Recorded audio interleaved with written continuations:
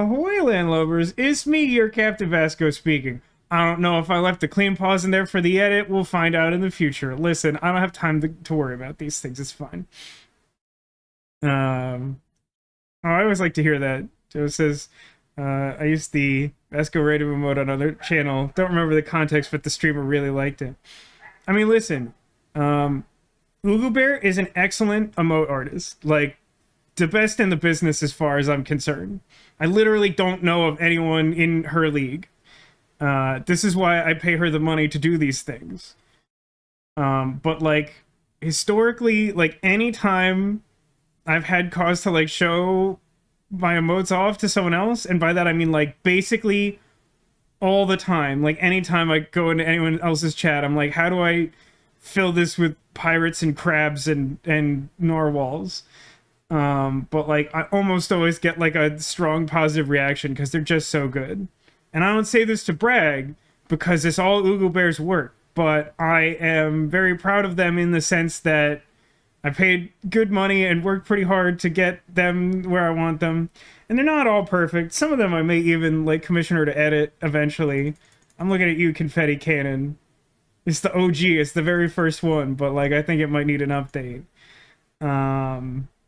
But nevertheless, I'm proud of them all. They are great. I love them. They are my children. I apologize profusely to my mother in chat because this is what you have instead of children, so I do hope you like them. And by that I mean grandchildren. God, I'm so tired. Is it tired in here, or is it just me? And also, I've done the intro, so this is all in the recording, and that's just a shame for someone. Listen, no one watches these on YouTube anyway, so I can say whatever I want. It's fine. It is tired in here? Oh, thank God. I really thought that was just me. I really don't want to go too deep on my week, especially because I've been talking nonstop for several minutes already. But let me tell you, the fun surprise that's really thrown me for a loop is, I think I've mentioned, at least in passing, that, like, one of my coworkers at my job recently left for a new opportunity. Sorry, I'm distracted by these hype train emotes. What is this? Oh, it's a reindeer in front of some fire. Excellent. Very good. That is, in fact, the mood. That is perfect. Very good. So one of my coworkers left, like, last month, October, maybe late October. I don't remember exactly what. Not that long ago. About a week ago, I noticed, like, a new name pop up in some of the internal, like, messaging, and I deduced what that meant. But then, like, this Monday, my manager gives me this, he sends me this weird email being like, I don't want to type, please call me. And I'm like, oh God, what is that? What does that mean? That very rarely happens, and it's almost always bad. So I call him and he's like, hey, so we have a new hire. I don't know if you know, like, he's literally like, I don't know if you know this, but we have a new hire. I'm like, I sort of worked that out. Yeah. And he's like, yeah, so I decided that you should, like co-train her with our, like, senior member of the department this week. And I was like, oh, okay. And he's like, yeah, so, like, he'll do the morning for a few hours, and then in the afternoon, if you could just, like, show her everything you're doing and explain everything. And I'm like, yeah, like, I'm sure I could do that by nature of the fact that I'm a streamer and I just have that skill set. But, like, oh man, it kind of sucks to try and do your job with constant scrutiny. Even if it's well-intentioned, it does take a lot out of you. Yeah, it's definitely holiday, this is fine, which is definitely the exact mood I've been feeling recently. But yeah, so if I am totally out of it and collapse on stream, like, please understand that that's why, is that suddenly I have, like, that going on every day this week for I don't know how long. It's possible that run is over. It may last until I go on break at the end of the year, or I don't know. I don't know. I should get to 3 months of tier 1 to Twitch.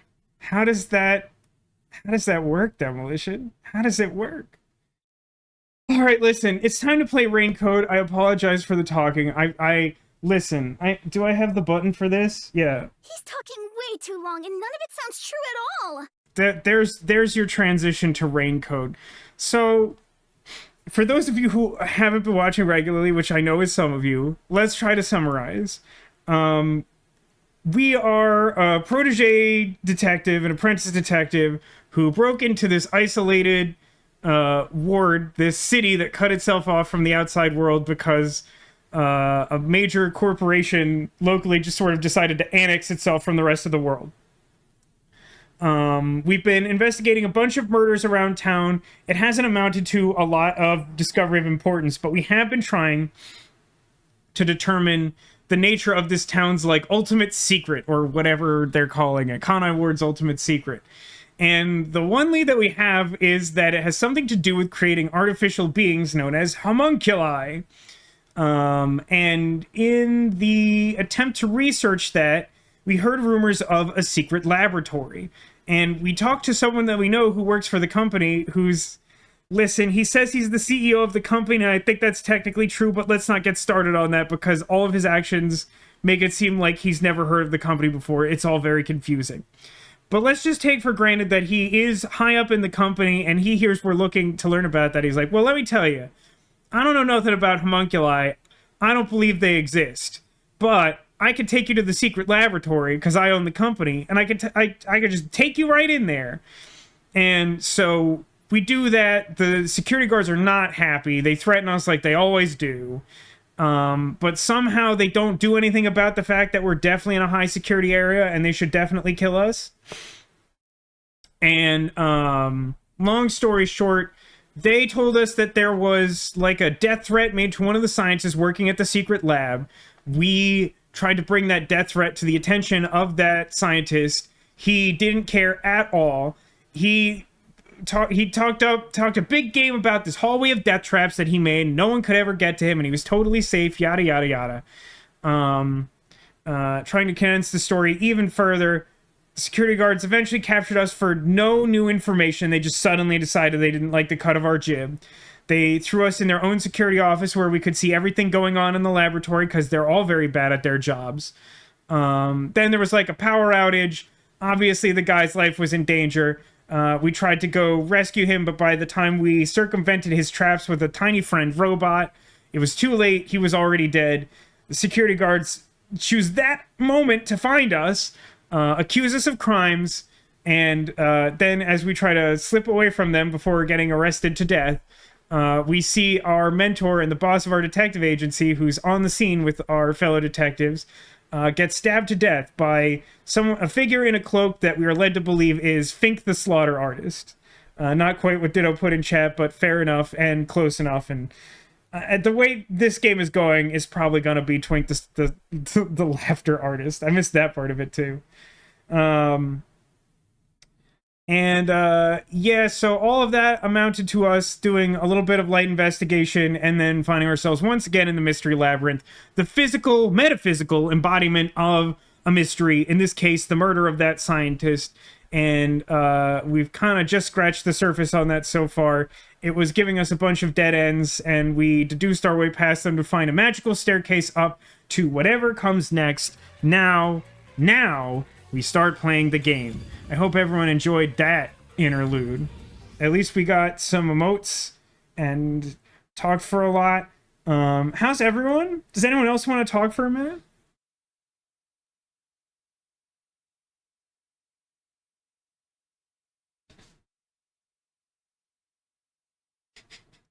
I hope that, Kronos, I hope that that recap managed to clarify anything for you at all.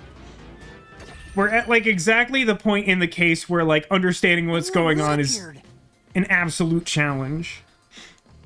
Hey, like, earbuds are actually, like, kind of working good today, where it doesn't need to be up super loud.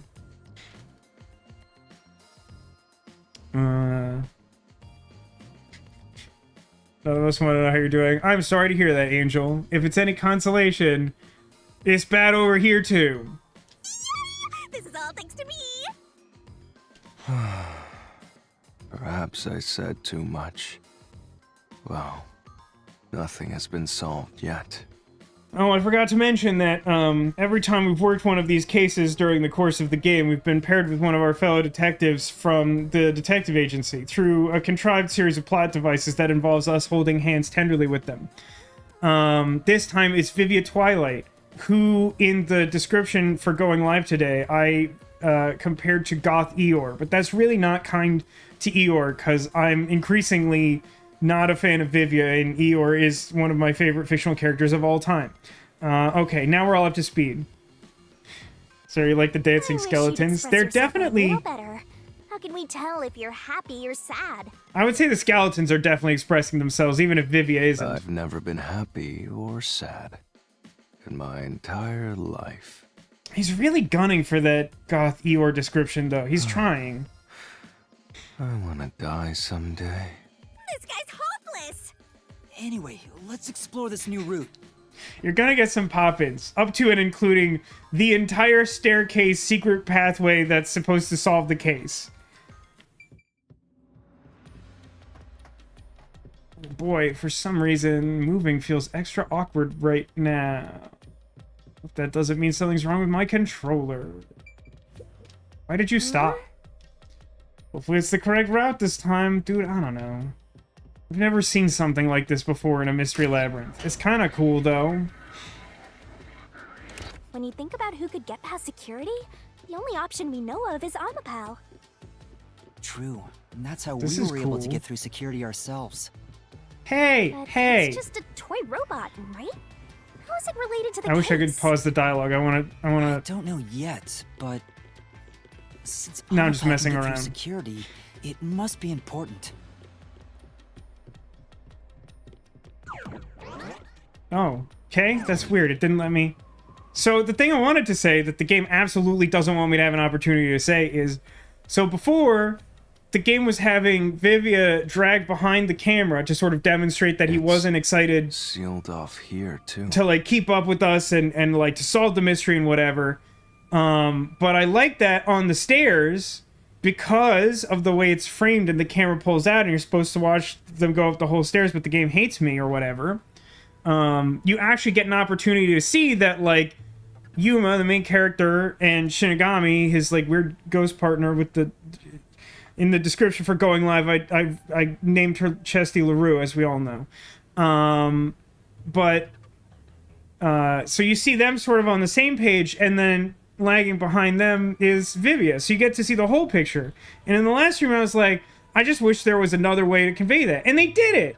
And I don't have that many extremely positive things to say about the game recently. So I wanted to point that out, because I really like that.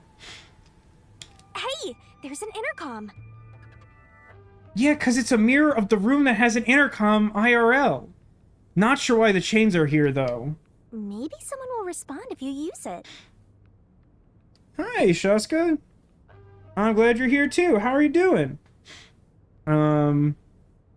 You missed my big, long recap as to what's going on in this game. It may be difficult to catch up to speed. I have faith that the crew in chat will answer any and all questions possible, but also we are in the middle of a 3D visual novel mystery game, and there's many going on. But I'm very glad to have you here. I'm glad that Devilish was kind enough to fire several gift subs out of a cannon, and that you got one like a T-shirt at so many sporting events. No way. Would an intercom in this fiction? Okay, maybe it will. Huh? Doctor? Isn't there something in, like, the Metal Gear games that looks like this, where you just get a bunch of windows? Huh? Wait. What the... Wait. Who are you? Help! Somebody come help me! Isn't what this he the said. footage of when the doctor was attacked? Yeah, that's the way that we knew that the kids were not all right. Yeah, you're right.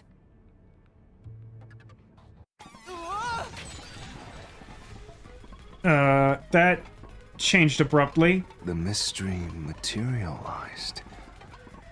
It must be related to what the doctor just said. The sound of the tiles clanking against each other is goofy as heck. So since there's way more yaoi tension than you expected in this game.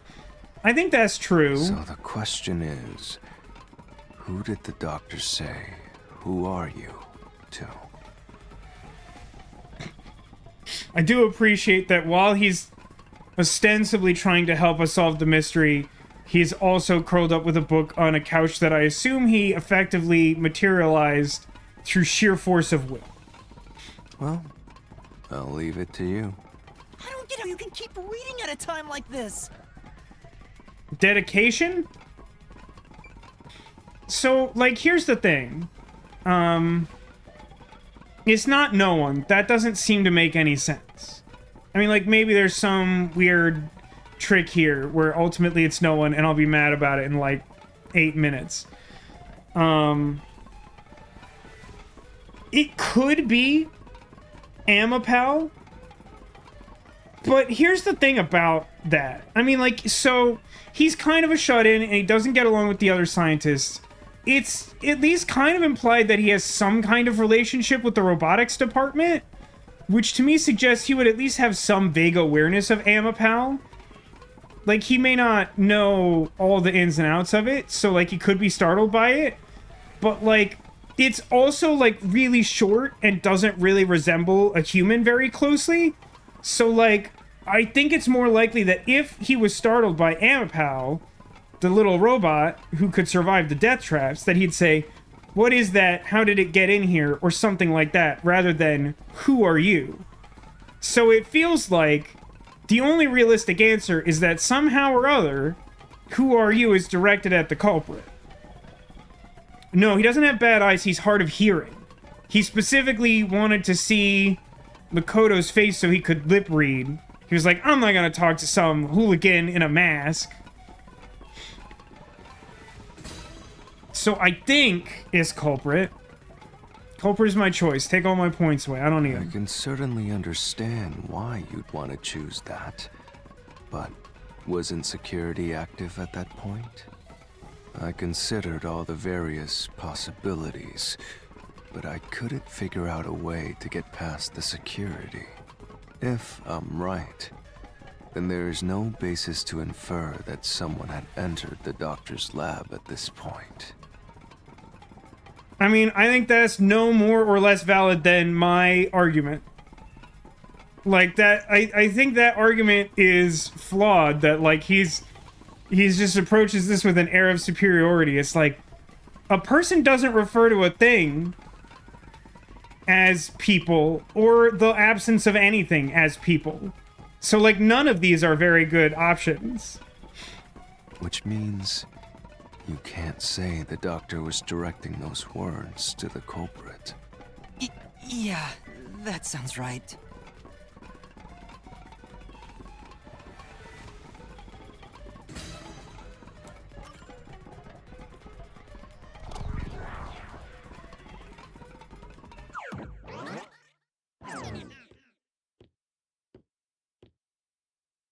The trap didn't activate. Does that mean we found the right answer? I just refuse to believe he would address the robot as a person. But I'm certainly not immediately aware of any actual evidence we have to suggest this. And, like, given the way these cases go, I think it's just as likely that there's some twist as to how the person got into the room as there is to this being a ruse. Huh? So the right answer is no one? Why would the doctor say, "Who are you?" if no one was there? The security was still active at the time, so no one could enter the doctor's lab, right? I mean, I don't like this reasoning because, like,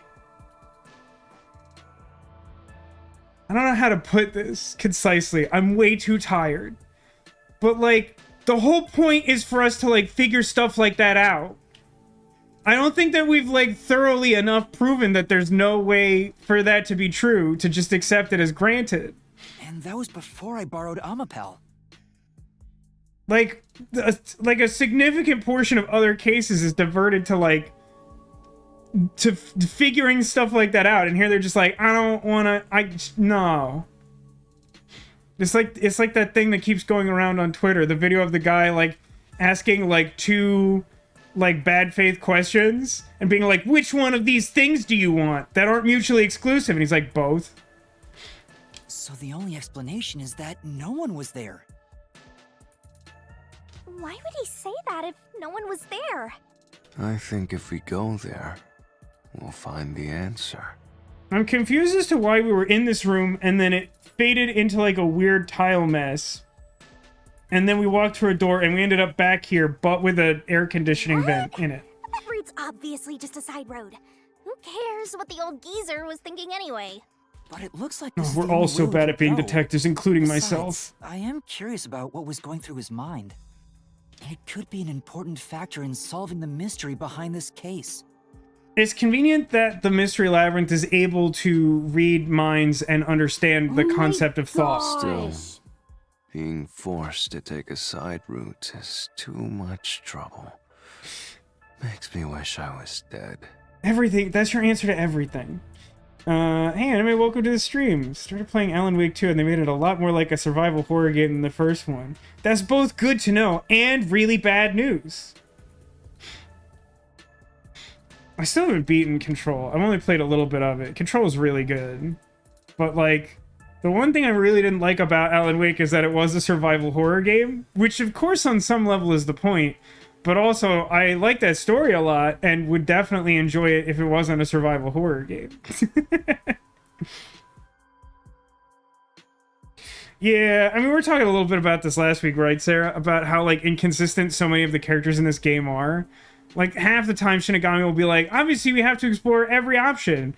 And then here, like, the one way forward is to, like, figure out why he said a thing that doesn't make sense. And she's like, that obviously doesn't matter. And it's like, well, obviously we wouldn't be here if it didn't matter. I'm just gonna, I don't wanna, just go. So, Why is my cape still doing that? Do you have an idea about what the geezer was thinking? Is there, like, a fan on the back of my jacket coat? Not yet, but I think it has to do with why he said, "Who are you?" I think the doctor was putting on an act. Seriously, why is the cape doing this? I don't know why, but it's really upsetting me right now. Lots of gas. The doctor put on an act for a reason, but I have no idea why. We have to figure that out by going down this doctor's motive route. I mean, I'm sure I've talked about this in some of the other cases, but this is a thing. What we're doing right now is like one of the big weaknesses of this game, I think, is that, like, this type of discovery is actually pretty cool when it's earned. But, like, I don't know. Like, genuinely correct me if I'm wrong. But I just love that this animation loops like nonsense. There's just endless little hallway while I'm talking. But, like, I really don't feel like the evidence that we have is definitive that, like, there's no way to circumvent the traps. Like, I understand that the traps are meant to be, like, an obvious deterrent to someone just simply walking in the front door. I get that that's part of what makes it a mystery. But, like, I really don't think that the traps are established in such a way that it's like, there's truly no way a person could do this. Especially, like, I honestly feel as though, like, at the end of the last stream, the thing we established is that, like, Amapal can get past the traps. Great. Do you know what Amapal isn't? Unique. There's a whole department filled with them. I thought the thing that we were saying is that someone else did the same thing that we did and used Amapal to get past the traps. So, like, the fact that the game just suddenly wants me to be like, well, obviously there's no way to get past the traps, after it, like, just established a possible way to get past the traps, like, that's just kind of confusing to me. And, like, instead of it being, like, a cool moment where it's like, hey, wait a minute, the evidence sort of points to the doctor doing, like, a shady something or other, like, it feels like the game is just railroading me instead of, like, actually solving a mystery. Do we find this duct in the real world? This isn't a real duct, as far as we know. The room that we came from had no such duct, and we haven't determined that, like, a hidden pathway that looked like this existed there either. There's something, like, remotely similar to this that we found in the death trap hallway, but it's just, like, a small vent off to one side that's, like, a little chamber, not, like, a whole hallway. Oh, good, it's my favorite part of the game. The significant amount of the gameplay in the mystery solving section. You rats keep scurrying around. Do you really think you'll discover Dr. Weska's motive this way? Squeak, squeak. What do you think happens? Like, what? Every time we go to the Reasoning Deathmatch arena, you can see through the arena window walls, which, like, is a weird choice in my opinion. But there's, like, a staircase that goes up and splits off to the side. Where do you think that goes? We never have an opportunity to go there. Good luck with that, morons. He had no motive at all. You know what? This makes me wish that, like, the tutorial case of this game, like, was like this, where, like, the Phantom was just, like, was just, like, nuh-uh. Like, this is just so, like, blatantly, like a child's argument. Like, I kind of wish that to introduce you to the game, it was just like this. It was just like, no. Well, he said there's nothing here. Let's head back. We can't do that! Now we could. If he's trying to block our path, then this route must be important. Nah, fine. Did you don't like how his sword dangles and wobbles? What about his weapon? I'm only here because you maggots piss me off. So, I'm gonna end you here and now! No, I don't remember what any of the buttons do. There's too many controls in this game with very little gameplay. Photo and email. This Oh my was all god, part they're of the really doctor's just plan? I'm just so tired of this already. We've just established this and I already hate it. This notion that we've just communally decided that there's like no way to circumvent the trap, like that the traps being on just definitively means that any human would die. Like the whole death trap hallway is genuinely like circuitous enough that I thought like the whole thing we would be doing is proving that like someone could get past it. I really don't think we did a good job of establishing the nature of the death traps if the point was that they were insurmountable. This is almost definitely the key I want. I think the text is close to my face and I'm gonna get damaged. He didn't have a plan at all. That Okay. exchange on the intercom wasn't an act. I don't think There that's was it. no reason to put on a show. The doctor misunderstood. Misunderstood what? God, that was so slow and annoying. You probably don't know this. Weska Oh, put his what the soul heck? into his work. Angled text? The research was going well.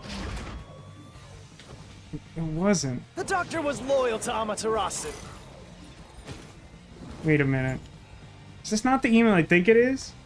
Regular communications. According to the records, he was planning to escape from Conway. The way this game works, I don't think that's a direct contradiction to anything we've seen so far.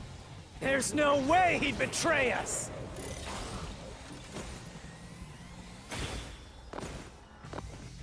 God, the text moves so slowly. When you think about it, Weska had no reason to pretend. But he had to be pretending. It's the only way it makes any sense. This was all part of the doctor's plan? He didn't have a plan at all. That exchange on the intercom wasn't an act. There was no I don't reason know which to put one of on these a I'm show. supposed to be contradicting. The I feel like doctor that's the one I want to misunderstood. contradict. There's no reason to put on a show. Because there is, because he was trying You to probably escape. don't know this. Weska put his soul into his work. The It's always research easier was to going duck than well. jump. The No, doctor none of was these loyal seem to like... Amaterasu. I guess this? He was trying to escape Conai Ward, even though... I don't know, I guess you could argue that Conai Ward is run by Amaterasu, and so trying to escape is somehow treasonous. No, the doctor was planning on betraying Amaterasu Corporation. He was trying to escape Kanai Ward. Yeah, I'm kind of with you on that, Demolition. I do, like, it's a little jarring and a little annoying to me as the player, the way that the text is, like, doing different stuff this time, but it does mix it up at least a little. It's definitely interesting to watch, right? He said so in the messages he wrote. Ah, my feelings!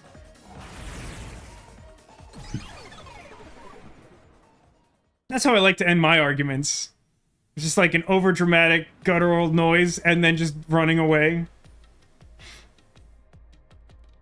No, it just they only gave us 2 pieces of evidence there, and the other one is like, What was that? I don't actually know if we have the full context for it yet. So I was pretty sure it wouldn't be it. What was he trying to deny? Why was he covering up the doctor's motives? It seems that this case involves the inner workings of Amaterasu. Right. The doctor was going to betray Amaterasu, and whoever he was emailing knew that. So the doctor locked himself in the lab to protect himself from that person. Perhaps the doctor's act had something to do with that. So they want us to believe that the doctor planned to fake his own death the whole time, which is why there's the suspicious element that, like, every person in the world was sent information about the death threat. It's because he wanted everyone to think he was dead.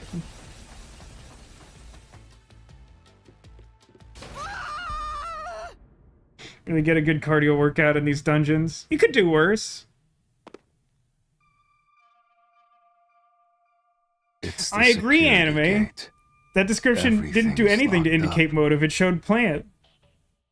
This game... There's a lot of things in the Mystery Labyrinth that take a sort of similar form to things in, like, the way you make an argument in Phoenix Wright games. So I've had a tendency to make comparisons between the two throughout playing this game. But, like, even where Phoenix Wright is occasionally flawed and, like, doesn't quite prompt the player to connect all the dots in a sensible order, like, you generally get a pretty good sense of the whole progression of the mystery with everyone being on the same page the whole time.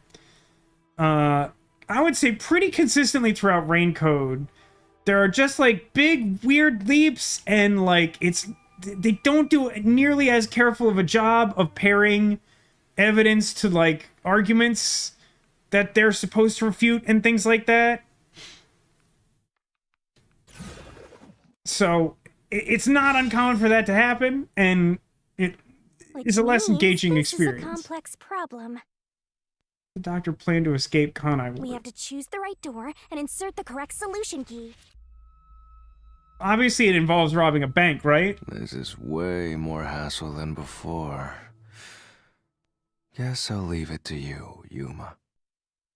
As always.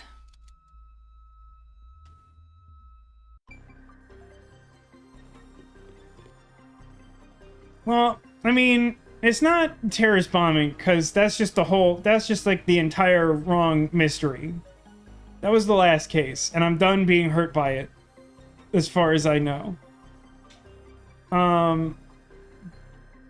Blackout and swapping places both seem at least a little plausible. We know that there was a blackout in the external facility, not in his own laboratory or death trap hallway, which had a separate power grid. Swapping places is tricky because the nature of the fact that we, like, didn't see Fink the Slaughter Artist's face makes it seem plausible that that could be the plan. However, it doesn't explain, based on any information we have, how he could have left behind his own corpse. Like, as far as we know, he doesn't have a forensic forte of cloning himself, but only as a dead body. Which would, like, answer that question, I guess. And, like, furthermore, kind of addressing that same point, anime, I would argue that, like, there is potential for multiple combinations of these options to be part of the same plan to fake his death. It's not like they're mutually exclusive, so, like, picking one of these obviously precludes the others. Like, the plan could have been to stage a blackout and then swap places with someone, or to invoke a terrorist bombing that causes a blackout, etc., etc. He's been locked in an office with no visitors for 3 months. He could have made a corpse. He absolutely could have, Sarah, but here's the problem. We don't have any evidence that, like, he had the specific materials to make a convincing corpse clone of himself. And this is, again, to touch on the point earlier, is like, if that is the idea, that's kind of an interesting solution to at least part of the mystery. But you know what we haven't encountered so far is, like, evidence that that could be possible. Like, learning a cool element of a mystery story isn't that interesting when a character just, like, intuits it based on random guessing. Do you know what I mean? Like, if they have to, like, find clues and, like, piece it together... No, he does. Supposedly, he only works in weapons technology. And also, supposedly, they don't make homunculi here, which is probably a lie. But, like, we haven't, as far as I know, I don't think any of the locations we've been to have, like, obviously shown signs of, like, creating homunculi. And, like, if you handled this like a Phoenix Wright case, this would probably be, like, a roadblock until we get to later on where we manage to prove that, like, they do make homunculi here using evidence. But this game wants me to know it right now, because that's just how it operates. Even though there was a blackout, my gut really says that the game wants me to say swapping places. Oh, I have to use a solution key, huh? So you think that I have evidence that proves one of these things, huh? Well, that makes it a lot less likely that it's anything other than blackout. Alright, let's do that thing I hate doing. Let's read through all of these, because it's been a minute. Airlock decontamination device. It prevents leakage of toxic gas from the toxic gas chamber. However, there is, like, a little hidey hole. The toxic gas is bacterial, so gas masks don't work. I think this is just supposed to be something that makes me believe that there's no way to cheat the system. Still remain unconvinced. Panel chamber door. It's designed to open slowly for cartoon purposes. We tried to open it with the robot who couldn't turn his head to look at what was going on, etc., etc. High voltage panel chamber. You have to step on the panels in the right order or you die to electricity. Panel chamber decontamination device. Also stops toxic gas from going to the wrong place. You can't hide in this one. Stab wounds in the back. With no other injuries, this appears to be the cause of death. I mean, another point is, based on the way they talk about homunculi, at least, and because we have confirmed and established very little about their actual nature in this world, assuming they do exist. But the way they talk about them is that they're immortal, unkillable, inhuman monsters. So, like, stabbing one to death seems like it's maybe not likely, but I don't know. They could just be lying some more. Pick to slaughter artist's knife. It has an F on it. Mr. F. Dr. Wesker was fine killing people for the sake of his research.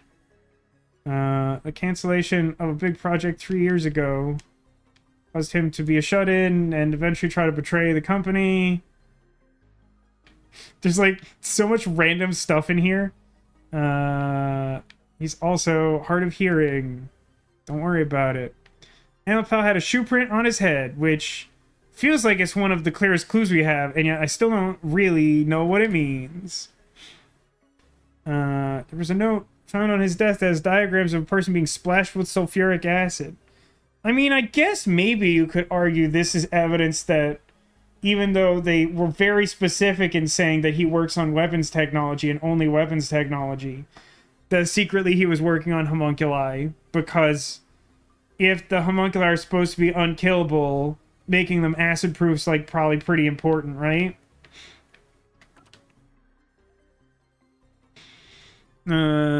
Stored food. There are canned food and bottles of water inside the lab, but they're mostly used up. Really don't know what that's evidence of. It's a tiny vent in the critical lab, but people can't go in it because it's very small. Storage key. The storage room contains confidential documents, so the door is locked and only Director Yomi holds the key, the guy in charge of the Peacekeepers, who hates us very much.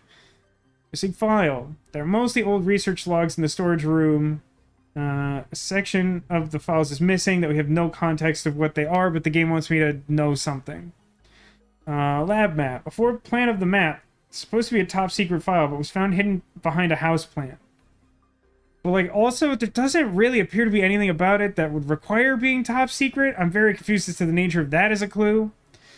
A photo of a young man and woman. The woman is wearing a lab coat. Maybe she's a researcher? The man cannot be recognized because of, quote, bloodstains and not, like, a whole bunch of paint. Yago's statement. Yago testified the hitman attacked him. Right, but he's like an unreliable witness because he was basically dead. Security power supply. Critical Lab's security system operates on a separate power system than what is managed in the electrical room.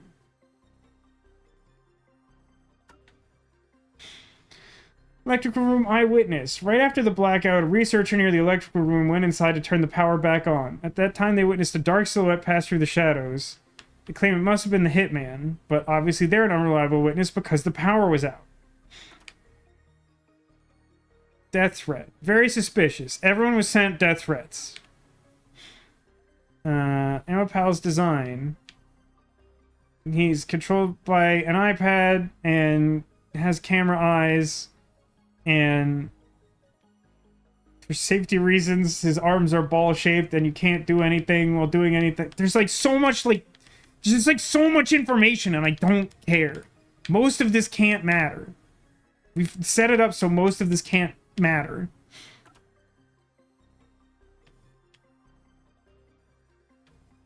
I did forget this. Supposedly, Vivia says that Fink the Slaughter Artist doesn't issue death threats. He just kills people.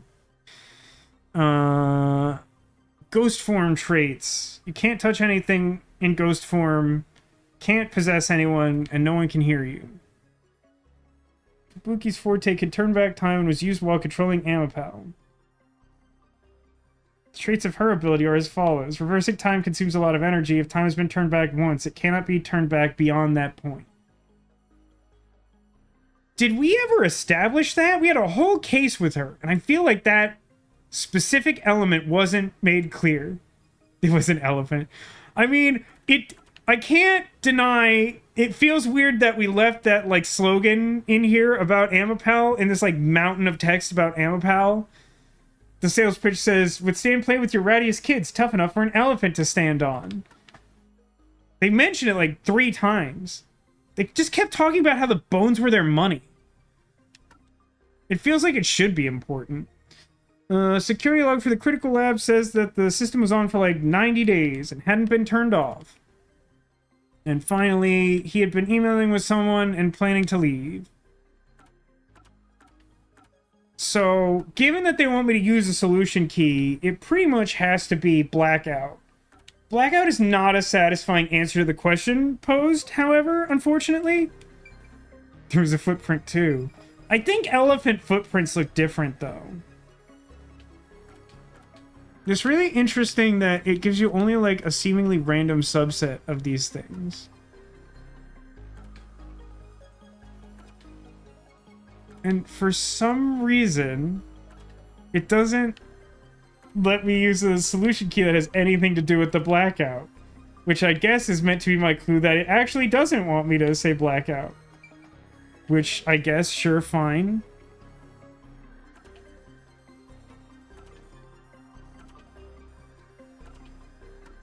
So it's the same subset of them for all of these, I guess.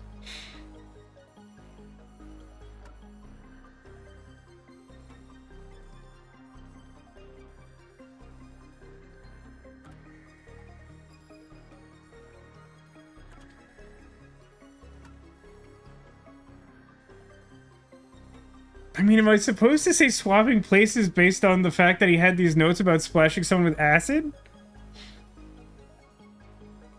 I mean, I presume he hid in the vent. So at this point, given that the game lacks subtlety and is trying very hard to make fetch happen,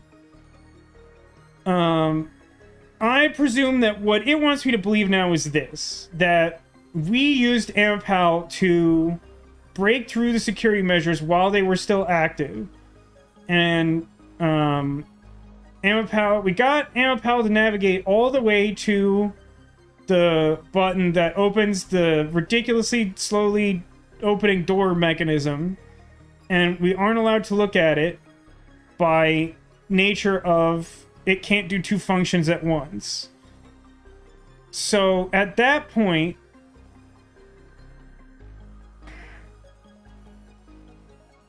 well, I don't know. The robot had to be kicked over. Like, by someone in the room. So he couldn't have run straight to the vent. Which would make sense otherwise. Also, I mean, I guess until Amapal went into the next room to hit that button, that doesn't deactivate the security measures, right? So, like, he couldn't have tried to escape until after Amapal did that. But why is there a footprint on top of it?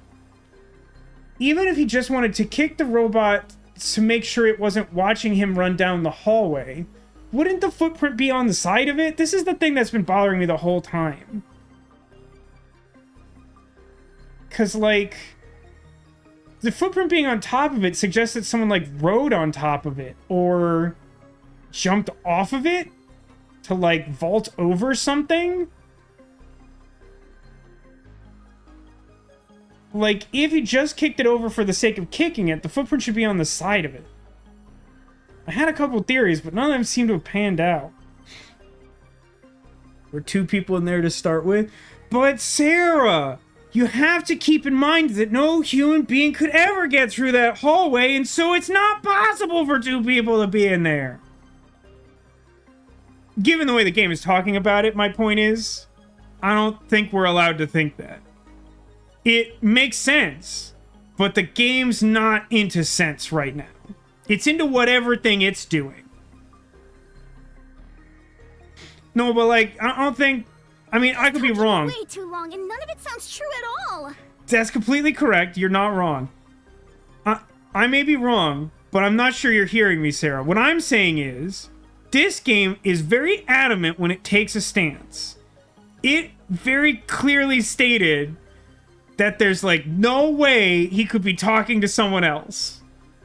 And so I have to assume that that's not what we're looking at. It makes sense. It genuinely makes sense. But the only reason we're able to get this far in the investigation is by assuming that's not true. Because the game says so.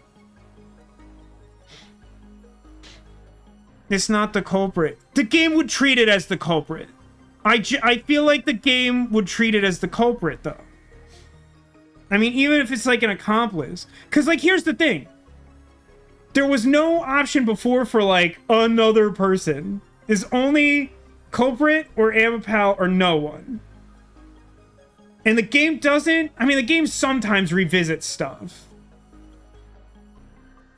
But it doesn't really like to.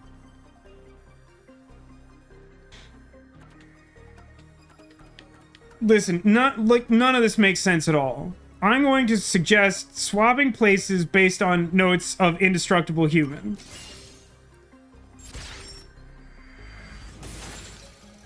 Okay, that seemed to work. Even though I understand, I also don't understand. Oh, the door actually opened. I knew I could let Yuma handle it. Are you sure you aren't a phantom? Hey, Koi Pokemon King, welcome to the stream. We're playing a mystery-based visual novel. I don't know if you're already familiar with it.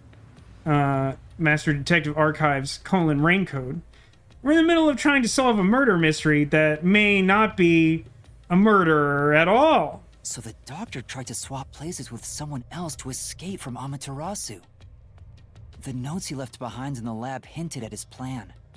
You mean the diagram with the sulfuric acid being poured on someone?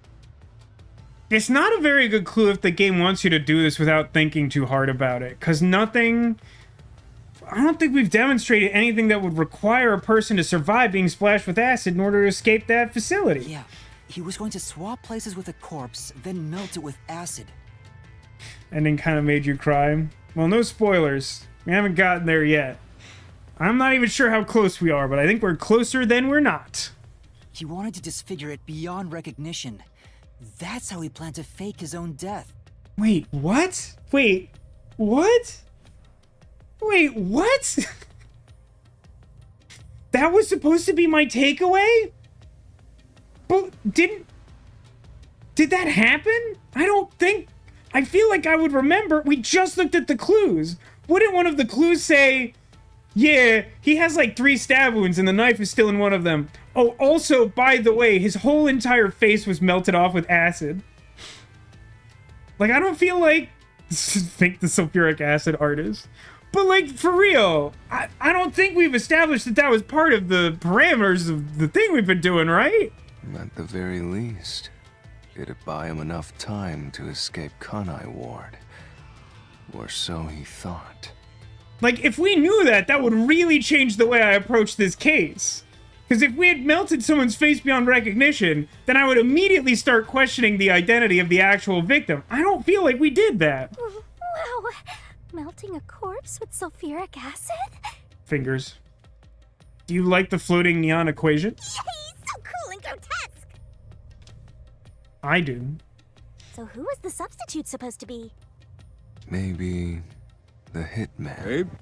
I think he was supposed to... I think he was just going to call in, like, a substitute teacher. That's what I think.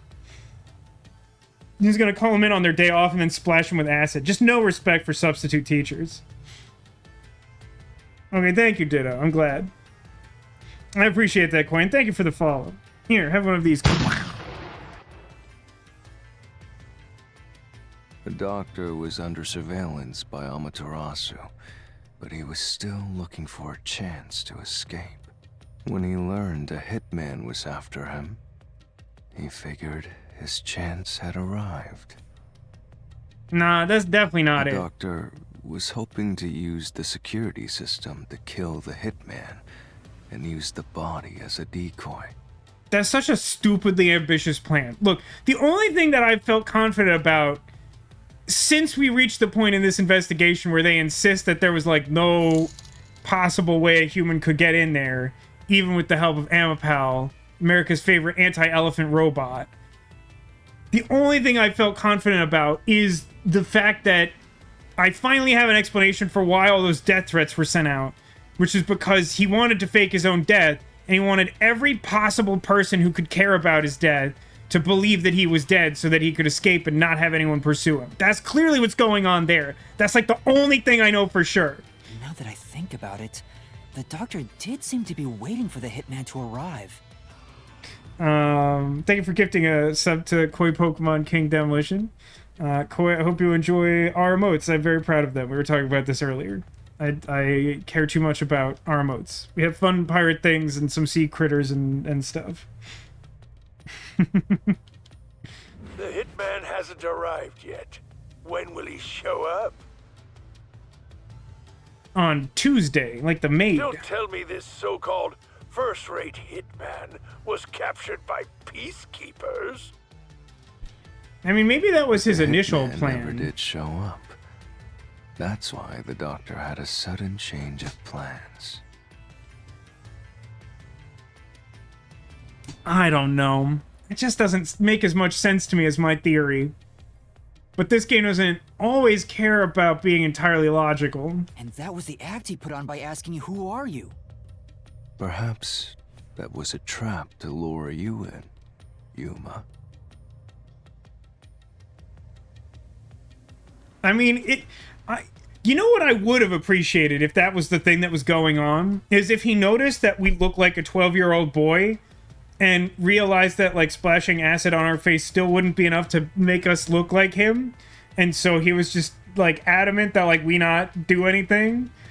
Like, if there was, like, someone else being, like, And he was like, oh yeah, like, why don't you come and get me, idiot? Like, he was just like really egging them on. But like for Yuma, he's like, nah, like, please don't come in here. He was trying to lure Master? Yeah, I've been trying to articulate this anime for a little while now, because another game that I compare this a lot to are the Somnium Files games, and I have a lot of gripes with the way they approach the mystery, but it is like you say, there are individual things that kind of boggle the mind, but like it at least pays a lot of attention to like what it feels is its core mystery, especially the first Somnium Files game. Like, the core mystery is pretty solid. Some of the individual clues and things to get you along the way, a little iffier. But like once you get to the end, it's all like, ah, big picture, I understand. In this game, I feel like, I mean, it varies a reasonable amount by case in the game, but like, maybe it's like 50-50 at this point for like something, like, I can't tell you how much I'm still mad about the last case, like somehow culminating in like, it was also he could rob a bank. Like, that just wasn't what we were doing at all the whole time. He considered taking advantage of the detectives, since the hitman never showed up. So if he called for help, he would charge into the lab, not knowing anything about the security system. But that doesn't really make any sense, because if he wanted to lure someone in for this purpose, and he was okay with it being Yuma, then, like, wasn't he saying over the intercom that, like, he was safe where he was because he had a security system and no one could get in there? Like, the very act of saying that deters someone from trying to break in and become victim for this body swap. And thereby acquire the corpse he needed as his decoy. I don't know, man. In the scheme of things, it doesn't seem like it's all that hard to get a corpse. That's all I'm saying. You love Vivia and you're really down bad simp for him. I get it. He's not my favorite character because my favorite character is Fubuki Clockford, and I don't think it's particularly close. But I definitely get the appeal of Vivia Twilight. Don't get me wrong. That seems overly complicated. Like those guys who overthink asking girls out. Restricted area. I'm so glad that it's not restricted. He couldn't have used another researcher. Someone would have noticed their absence. No, let me go up the escalator. Visitors. No, let me go up the escalator. It'll be People from funny. outside I promise, pull it'll it be off. funny.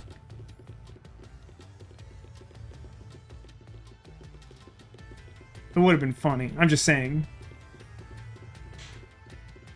There's definitely a Vivia contingent among the crew. Ditto. Don't get me wrong. Ask Sarah. Hey Sarah, who's your biggest And had rushed into who's the your lab. biggest stan in this The game? servants call me Dummy Thick. That's true. We do have a Fubuki drop. That's true. We also have a Kurumi Wendy one. He's talking way too long and none of it sounds true at all.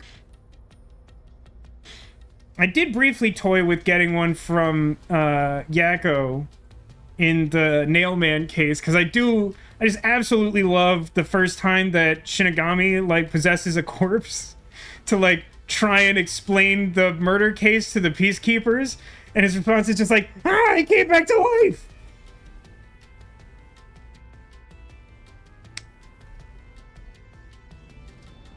That's true. We probably could get one of the infinite number of like Someday I Hope to Dies. It's kind of a mood. You'd be a super sexy skeleton right now. It was a bad time for me to not pay attention to the previous line of dialogue, huh? I definitely lost track of what led us here because I was talking about sound effects. Aw, so close. Where it says Chapter 0 case heavy, so confused and mad. I don't know, like the Chapter 0 one, I mostly followed. There was like definitely like some weirdness to it, but like I felt like I mostly understood. You want that? But the doctor's plan failed and he actually got boom killed by the hitman. I get what he was trying to do, but what about the impossible murder? Assuming the attack on the doctor was just an act when we saw him through the intercom, we at least know for sure the real attack hadn't happened yet. In other words, the culprit entered the lab after that exchange. Oh, that's so annoying to me. That's a really annoying line of reasoning. And I'll tell you exactly why. Because if we did this, and then we reached a point where the game prompted us to be like, so who did he say that to? Then we have, like, real evidence of it. We killed him. It was us. I think it was Amapal, or Red Herring, or something. I don't know. So the problem is, when did they actually enter? Or maybe it was, like, Date wearing a mask.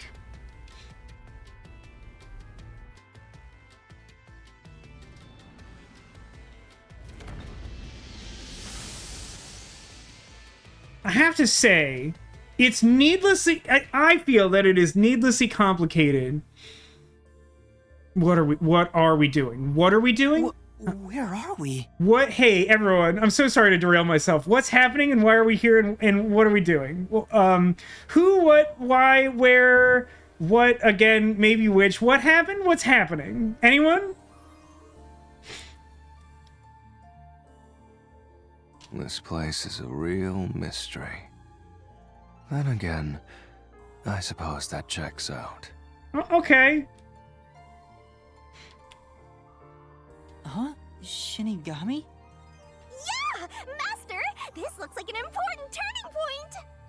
I was going to make a joke that they couldn't render her because there was no way to make her flat, but that felt like it was in bad taste. However, I said it anyway. So, is that your final answer? I haven't said anything yet. Sarah says, I'll take 12 of these. Let me buy them. Entered the lab before Master, Amapal. You need to narrow down the timing for when the culprit got inside. Yeah, that sounds right.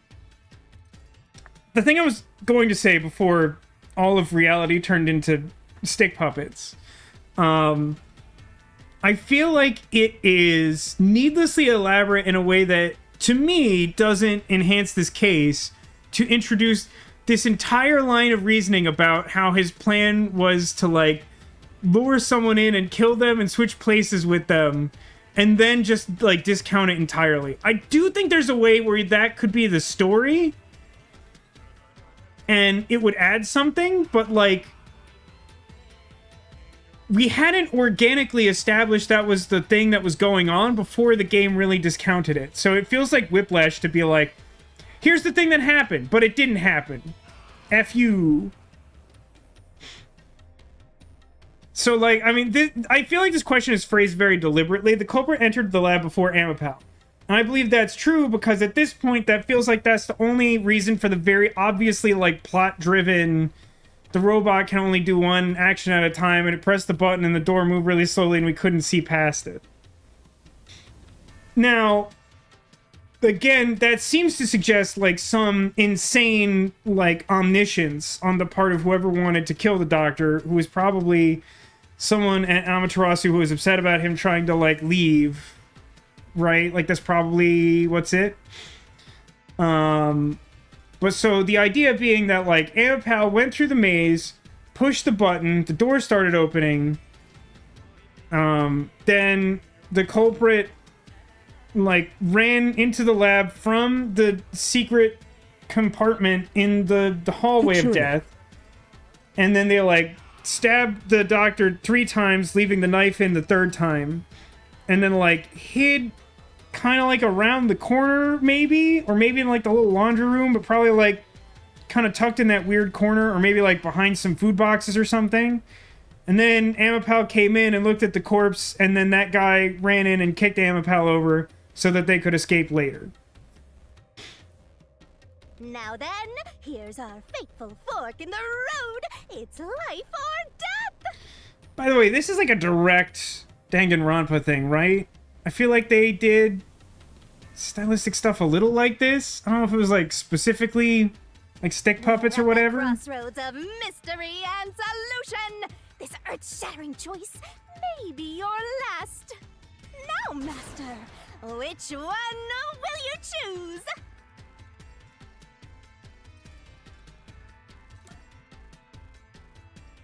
Entered before Amapal. Yes. When I directed Amapel to go into the doctor's lab, he already had a knife stuck in him. Yeah, but that could have been an accident.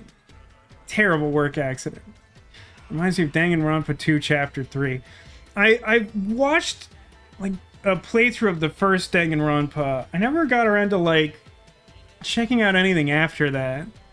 At some point, I may need to just go through those on stream too.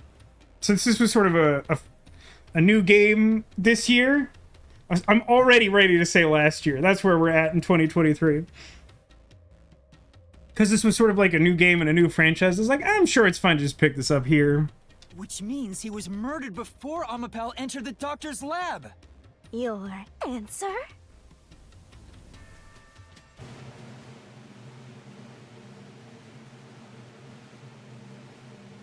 I can't go much further. Is correct!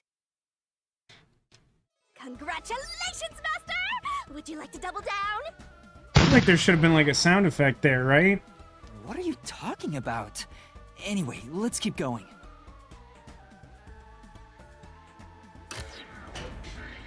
It's just like, have we ever done anything like that in this game? It just like came so much out of nowhere. Little by little, we're narrowing down when the culprit entered. Yeah, but we still don't know how yet. It had to be between when we spoke to the doctor over the intercom and when Amapel entered his lab. During that time, the culprit entered the doctor's lab and murdered him. So the most likely time would be when you went to borrow Amapel, Master. No, Culprit had that's to have entered dumb. the lab then. You can't. But Fubuki This waited I at the don't like front that this chamber game while does stuff like Despicito that. and I went to borrow Amapel. She said no one entered or left the lab. So like, it genuinely annoys me that this game does this, where like, in order to get this far, we must already have decided that it's impossible for a person under any circumstance to circumvent that hallway of death. Like, the only way we get this far in this case is to make that declaration boldly, that as long as the security system is active, Amapel's the only way through, and we're the only people who did that. And so it doesn't make sense for her to even suggest that the time that the killer went in is like when we went to go get Amapel. Is it you, or is no one question how they get past the gas? I don't know, man. This game picks like inconsistent times to challenge reasoning. It makes it difficult to follow along sometimes. Like, that's very valid. They should be questioning that, especially because, again, we talked about how, like, Amapel's the only one who can survive. Maybe you're supposed to try opening that door now.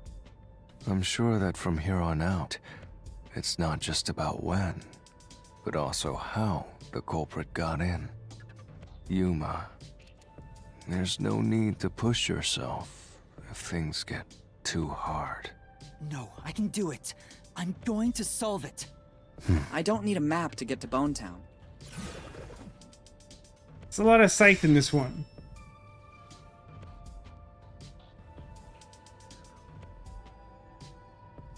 This Is this the whole reason we were given a map? a map of the critical lab.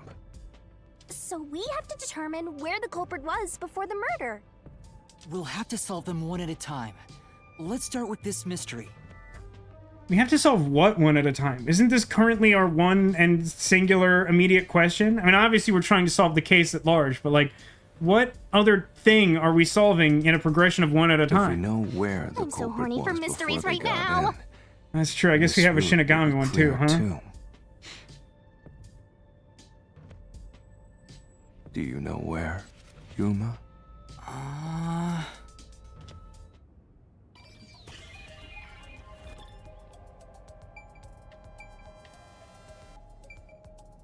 I mean, more or less this exact spot. It seems like the only reasonable way to do this, which is kind of what I've suspected for a long time, because, I mean, we went to all the trouble of making a little hidey hole in the death cabinet, which I don't know why we do that. I don't know who that's for. Other than to make murder possible. Here. The culprit must have been here.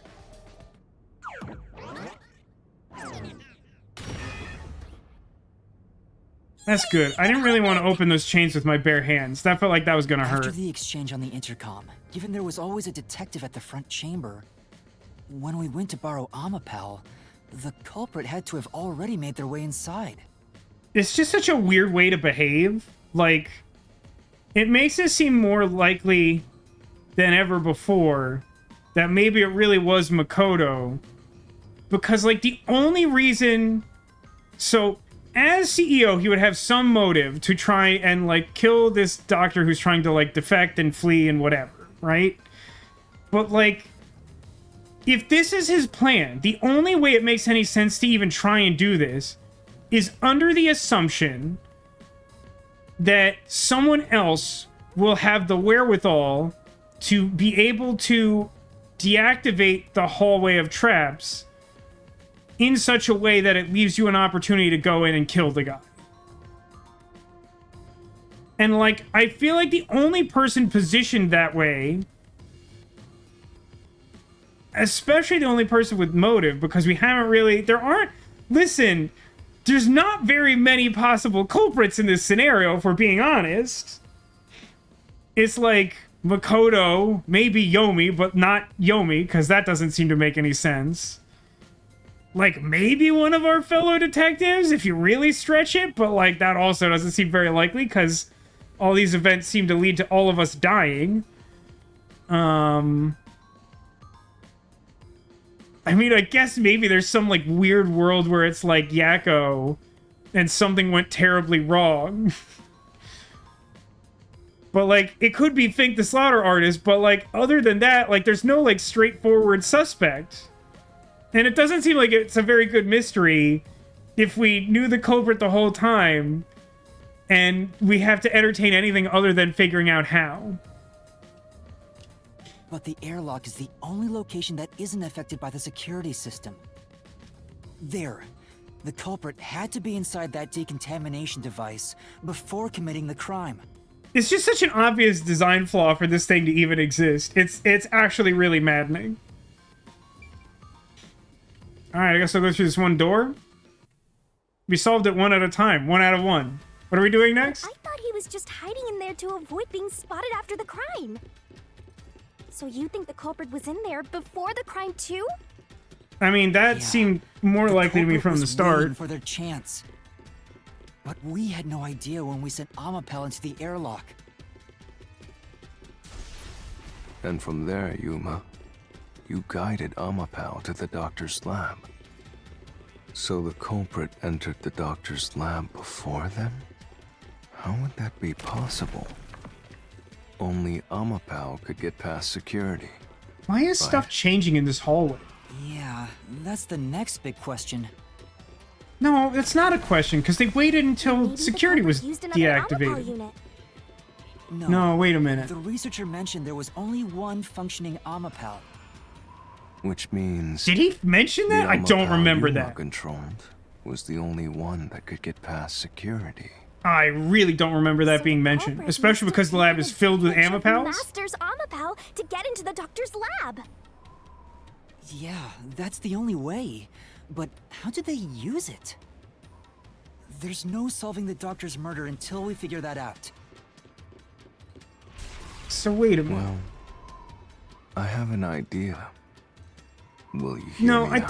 think the original theory What is still it? works here. How about giving up?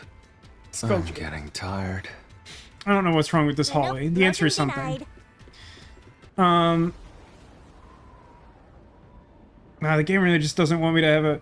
What's funny is, like, when it talks through this stuff, it's often not helpful to me, and I would like to take a Another moment to fork in the think, road? and then they just keep talking, and Such a then we just complicated find ourselves in the mystery next room. labyrinth. Sure. So, like... It seems like whoever did this has, like, a non-trivial amount of knowledge about how the Death Hallway works. Like, it doesn't seem like it's new information to them. So... I think perhaps the idea is that the person waited in the first airlock hallway. They somehow anticipated that we would send a robot through to open a pathway for them. So the robot goes through the toxic gas chamber. And then it heads into the panel room. And when it does that, the decontamination process starts. I think specifically for reasons that weren't clear at the time, but I seem to recall that specifically we wouldn't start steering Amapal across the panels to the other side of the room until the room had decontaminated.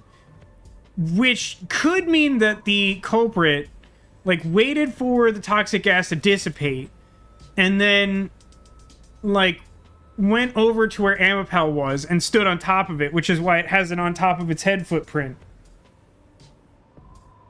And then just, like, they rode it across. And then they wouldn't need the whole security system to be disabled before going in to kill the guy. So that element of timing still works.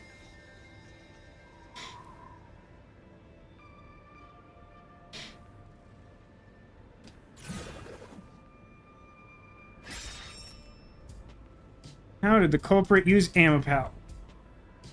Beyond I don't each know, problem Twitch just lies added the some truth. vulgar categories, We're didn't they? Definitely getting closer to the heart of this mystery. This is so convoluted. I don't know how to describe this. I feel like there's genuinely a pretty cool mystery here, and I just don't love the way that the game has gone about trying to, like, progress us to having a common understanding with whoever wrote this. Does that make sense? I did see that they rescinded them this morning, but that ruins my topical joke to be aware of that demolition, so shh. How much blood does Yuma have? Seemingly endless, I guess.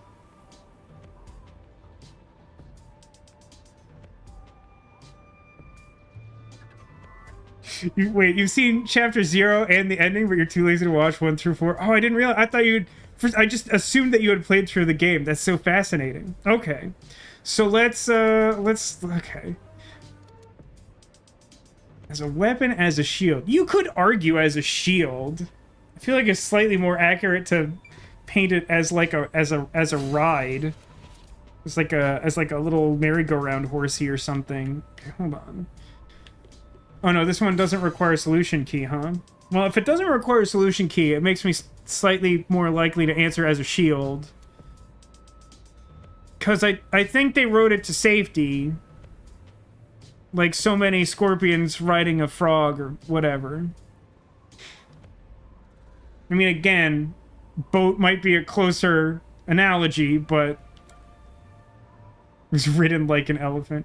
That's the thing, is like, I'm just not sure if the game is like playing weird semantics with me, because it does that sometimes. But like, they were using it to not get hurt, so I think shield is probably what they want.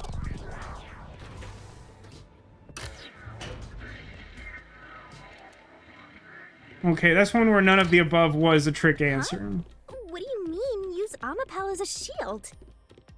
Amapal is supposed to be sturdy enough to withstand an elephant stepping on it, right? That's such an unnecessary detail. Please stop saying it. Amapal as a shield against the security system. So, the culprit followed behind Amapal to avoid the toxic gas and explosions? Kind of, but then also rode it like an elephant. You're so smart, Master! Really? I don't think so. Hey! Master just showed off how smart and logical he is. As a sword, as a shield, as my axe. Very good. Well, that doesn't look great for me. Is it gonna be one of those things I hate where it just asks me to really rapidly do stuff without thinking about it? Wasn't smart after all! Come on, take it from the top!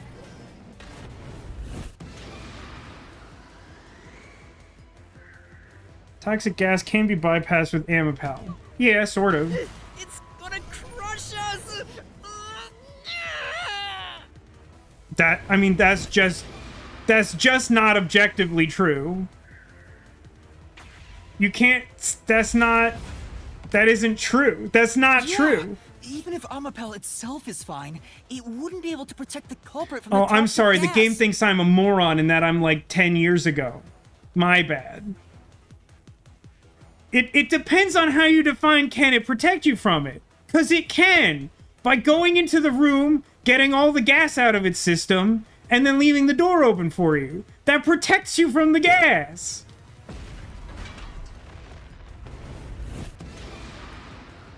High voltage shocks can be bypassed. That's definitely true. If you say that's not true, I'm gonna be very mad about it. Gonna crush us! That's objectively true! You just stand on it! That's the whole point of what we're doing here. This is stupid. This is dumb. These people have no critical thinking skills. It couldn't withstand the high voltage shock from the panel chamber.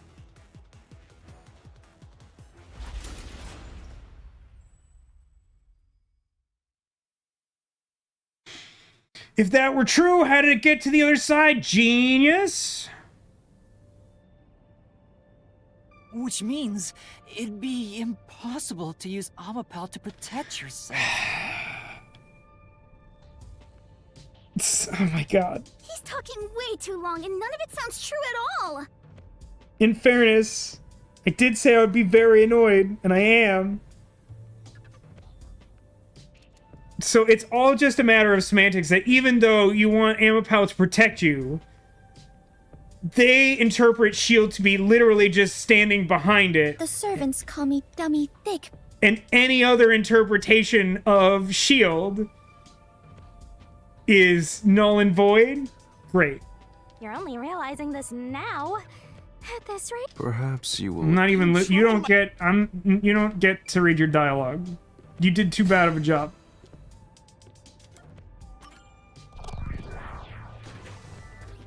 This raincoat turning into this channel's Malcolm's Revenge.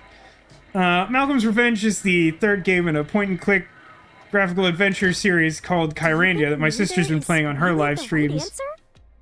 But I think that's arguably an apples and oranges comparison because, listen, I have liked a good number of things about this game. It has also generated a good amount of frustration. There are things that I researched about Malcolm's Revenge that I don't think that my sister knows that indicate a full picture may not be had by all. Given the process of elimination, that must be it. Although, to be honest, I didn't see exactly what issue she was having the last time she actively tried to stream it. I don't know what happened there. Amapal's hands aren't designed to hold anything, so it couldn't use the knife to murder the doctor. Which means Amapal wasn't the murder weapon. At no point did I think that was true. I just need you to know that, game. The culprit couldn't have used it as a shield. Because we've decided to use an extremely limited definition of what shield means. It can't neutralize the toxic gas, and the high voltage shock would destroy it. It's just like, I don't have the words to describe to you how annoying this line of logic is. It literally managed to safely get to the other side of the thing in such a way that someone could use it to get to the other side safely even before you were there. This is very clear to me. And the only reason that this game is like taking my hard-earned points or whatever is because it defines S.H.I.E.L.D. as such a specific thing. So then, how did the culprit use Amapal? I mean, that's true. It would be really funny if the robot were the weapon. Just because it's this stubby little robot whose hands are balls so it can't hurt children. And, like, its fist moves so ridiculously slowly that, like, that would be such a great reveal for the sake of, like, the denouement where you have to, like, put the whole case together. Is to just, like, watch a reenactment of him just, like, unbelievably slowly stabbing the doctor, like, 3 separate times. Like, that would be unbelievably funny. I think we'll find out if we continue down this path.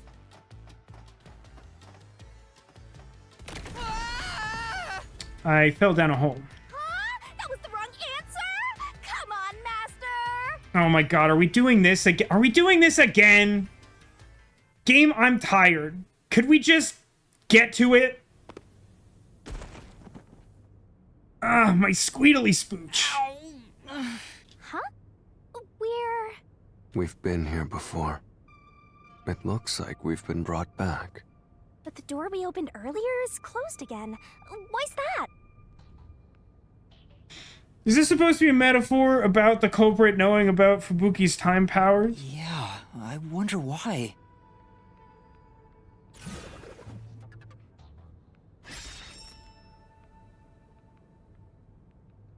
Huh?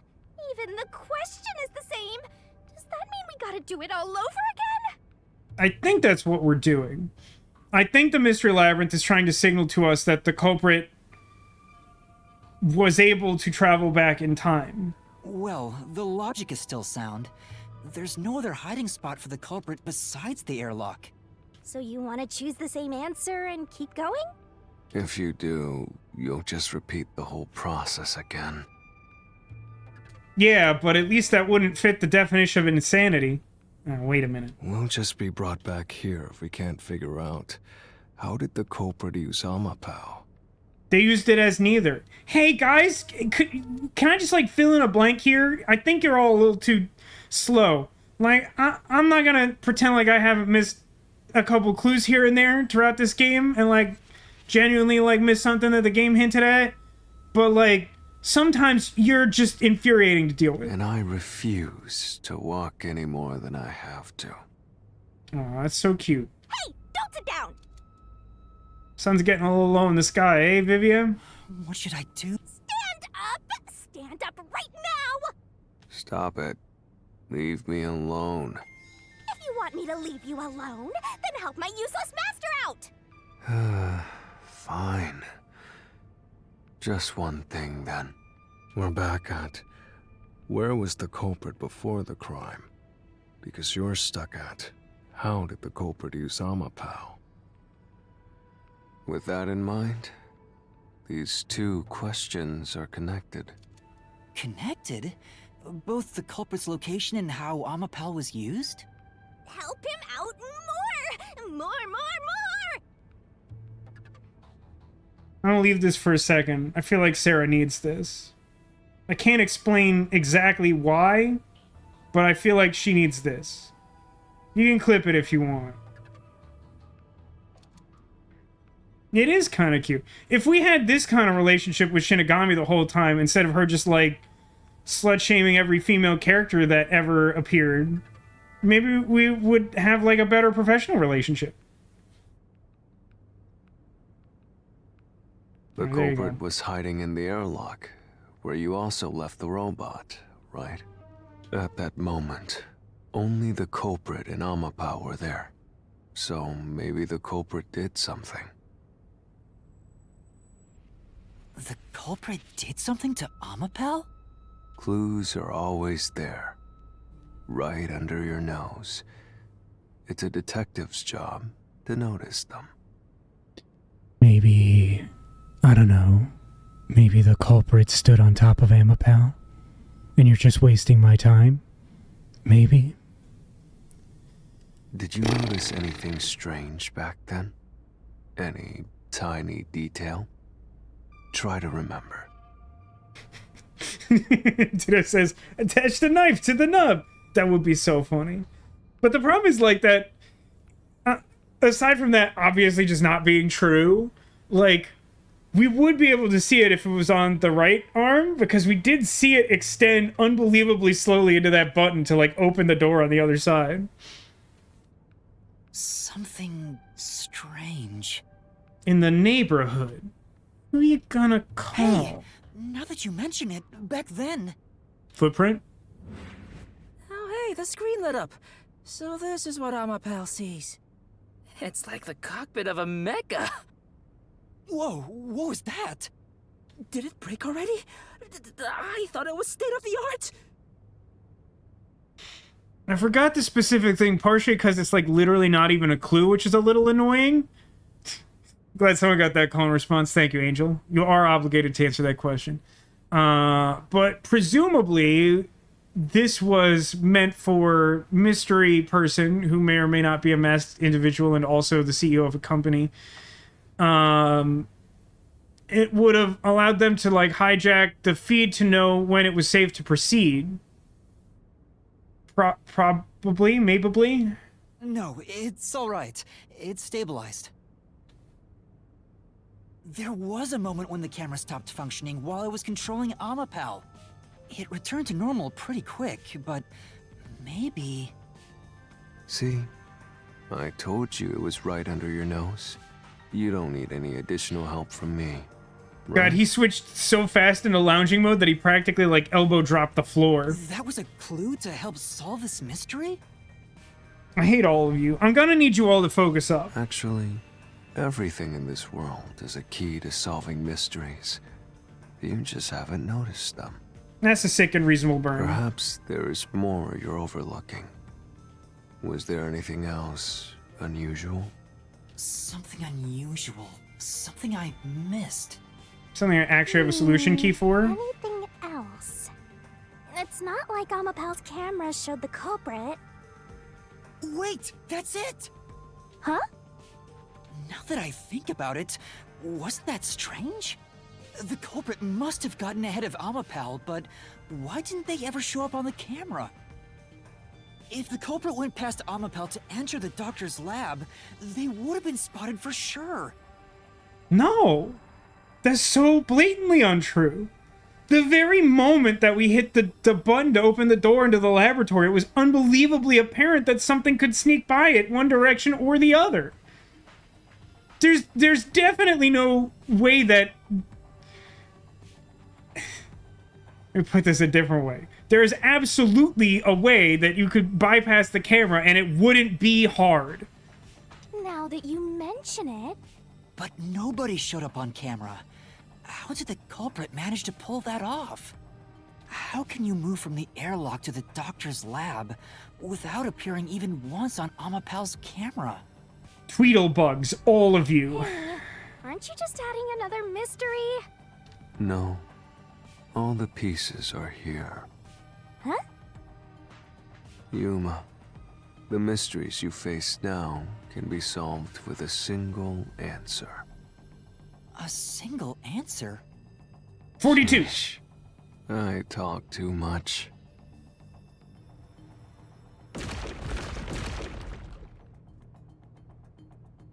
Okay, One mystery after another!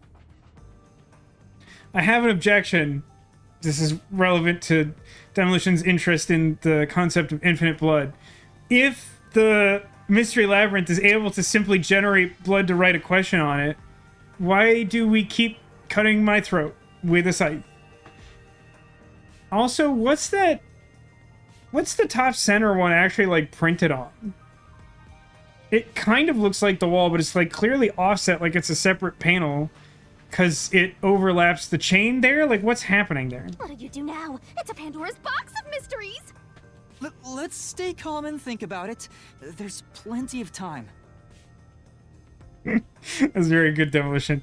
Final mystery takes place in the Overlook Hotel's one hallway.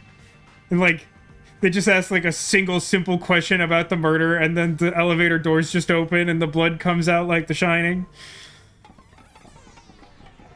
Or not. I'll keep reading while you wrap things up.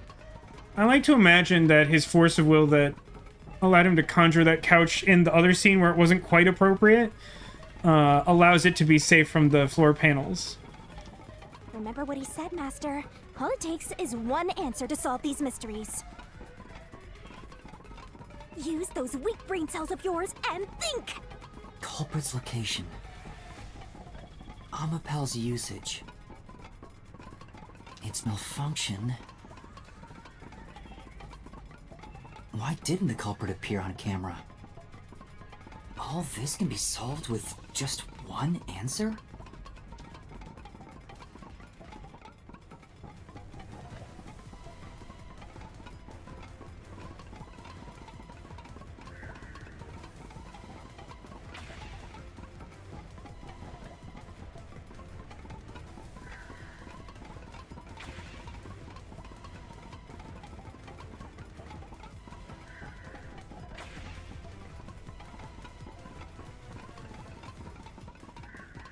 They were on its head! Got it!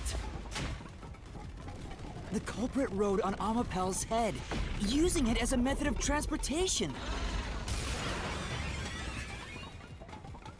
I gotta say that claim that it's solid enough for an elephant to stand on or whatever doesn't really pass muster to someone like standing on top of it causes it to briefly malfunction. With every open door, it will be harder for you to turn back. Are you sure you want to keep going? But the gas, yeah. So like, here's here's the problem, is, like, I agree with you, Sarah, that, like, I don't think it makes sense for it to be as simple as that unless there's, like, some crazy thing we don't know yet. It has consistently seemed more likely to me that they stood on top of it to get across the panel section and simply waited for an opening, like, once the gas had been filtered out. It says, I want to see Amapel as a suit, though. Can we reload? No, we super duper can't, because we haven't saved since the start of the stream, so no, we're not doing that. And secondly, there's really not close to a guarantee that answering consistently in that way would even let the game let you see that. I mean, maybe. It could. The answer could be the unkillable homunculus. But, like, I don't... It's just... So, like, it's just one of those things, like... It's so tough to try and follow along with the logic of this game because, like... They want so badly to present this like we're doing, like, genuine deductive reasoning. And they'll, like, get so mad at me for having what I think are, like, really genuinely, like, sensible answers to some of these questions. But then, like, at the same time, they'll be like, oh, he just stood on top of it. And act like they haven't been saying for, like, 4 consecutive hours of gameplay that, like, even looking at the gas chamber will just, like, instantly kill you. Yeah, I'm noticing that weird humor reflection, too. I wasn't sure if anyone else did. Weird, like, 2D, like, visual novel portrait sprite hanging out in the reflection over there, but not even the rest of our character model. Like, I do not know what's going on over there. It's very weird. Absolutely. I will find the truth no matter what. This is for the Nocturnal Detective Agency. Hey,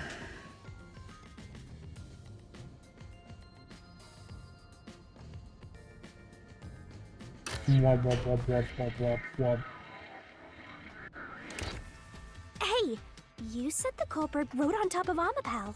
What did you mean by that? It's, like, literally just a statement of fact. There's no interpretation. Literally what I said. The culprit rode Amapel and used it to get through. After we left Amapel in the airlock, the culprit came out of the decontamination device.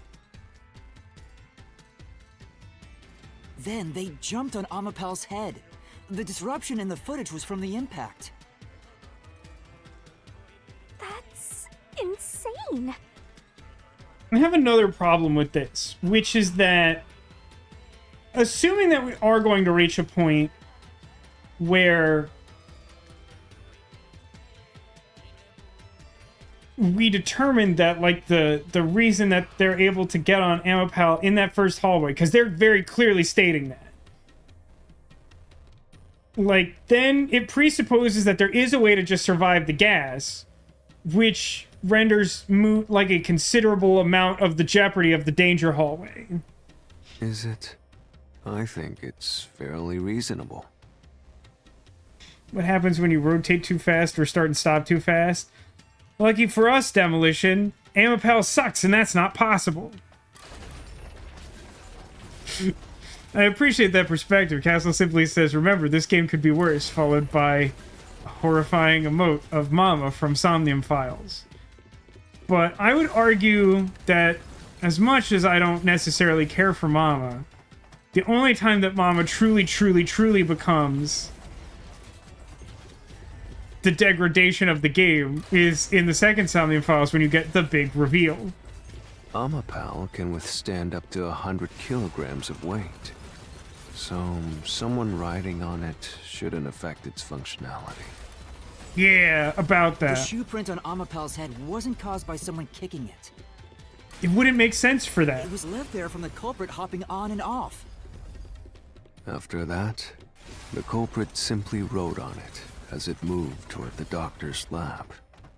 It almost feels like the culprit had to go out of their way to dirty one shoe so that they could leave that footprint, because, like, this whole place is, like, pristine. By doing so, the culprit was able to evade the camera and remain hidden as they made their way through the lab. You're right. If it's true, then it does solve all of the previous mysteries. Imagining the culprit riding on a robot lab! But Yuma, have you not realized it? The You're gas. still missing something. One major mystery remains. Major mystery. What's with that huge sigh? The greatest mystery of this case should appear soon. Just the thought of it gets me feeling down.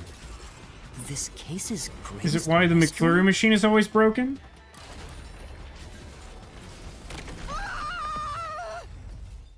I fell down the hole. That's weird. This is the panel chamber.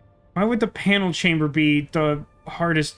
Why would the panel chamber be the big mystery? Why would the panel chamber be the big mystery? Anyway, says, when did they explain how durable Amapal is? Also, the camera's in a terrible place for it not to see a fully grown man on top of a robot. Well, okay, but the camera is so... I'm not sure exactly what you're picturing, anime, but keep in mind that what we're suggesting is that, like, the robot has a vaguely humanoid face, the camera is in its eyes, the person standing directly on top of it. I'm not saying it's a perfect construction, but, like, it's not completely unreasonable for top of head to be a blind spot in a humanoid mecha boy. So it says it's a super obvious door mystery. Oh, you have no idea how mad I'm gonna be if they feel that's the ultimate mystery. I'm going to lose my mind. Oh, you're saying a security camera should be in each chamber. That's certainly true. Listen. Don't get me wrong. Let me be clear about this. It's very frustrating to me that they depict this very fallible hallway of death traps as being completely impenetrable. Would it deter the average person? Absolutely. With preparation, do I easily believe that you could overcome this garbage? Yes, without question. Like you say, this garbage doesn't even have, like, basic security cameras. Like, come on. Plus, like, what is the whole deal with, like, why is there even a button at the end of this hallway that just, like, opens the door to the top secret lab? Like, why? Like, that just seems like terrible design. That means the doctor's lab is just beyond it. If we can get through here, we'll reach the goal, yeah? Demolition says a key on a string would solve 90% of this puzzle. Sure, I have to assume it would. Oh, I'm going to lose my mind. You're just gonna gloss over the poison room like that doesn't matter? Is this the greatest mystery you mentioned? It had better not be. Not exactly what I was envisioning. Okay, good. Well, this is the mystery to be solved, so let's clear it out. Who designed this building? me. The guy who died. Listen, everyone has very reasonable questions. I think we can all agree that on various levels, we didn't really think this mystery through to the point that there's only one satisfying answer. It's a bunch of things where you just kind of have to take for granted some garbage that they put out there and not question it or think about it too hard, which isn't ideal, but it's unfortunately just where we're at. If I've ever seen the Cube movies. How can you even say that, Demolition? Like 1 to 2 weeks ago, I spent like 30 minutes talking about the Cube with Cotillion. I've clearly seen the movie The Cube.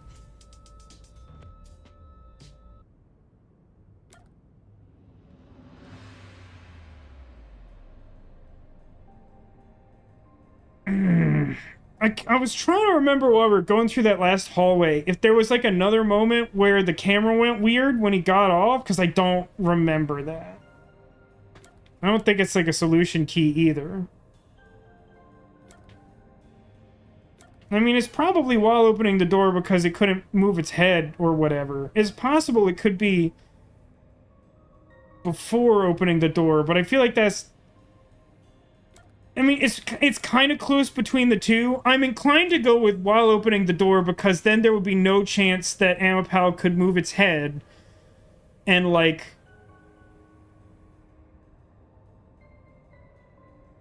Well, I guess... It's the problem is we find ourselves at yet another like question of semantics rather than like actually trying to deduce the puzzle. Cause like I think the real moment to do it would probably be like when Amapal starts extending its arm to push the button, because that locks the camera in place because it's not allowed to do two functions at once. And so you'd already have enough certainty that it wouldn't look at you, that you could get off. However, I do think that I am inclined to default to saying while opening the door, because that allows them to duck behind the door and avoid the camera a little more easily than just trying to like step off it or whatever. So, like, I think while opening the door, but listen, I forfeit all my points. This game is just filled with nonsense. At this point, it seems like Amapal was designed to kill the doc. Yeah, it sure is convenient, huh? Amapal entered the room. Which means the culprit had to have gotten ahead of Amapal at some point. It was when the door first opened. At that moment, the culprit snuck into the doctor's room. Would the floor still be active at this point? It would, yes.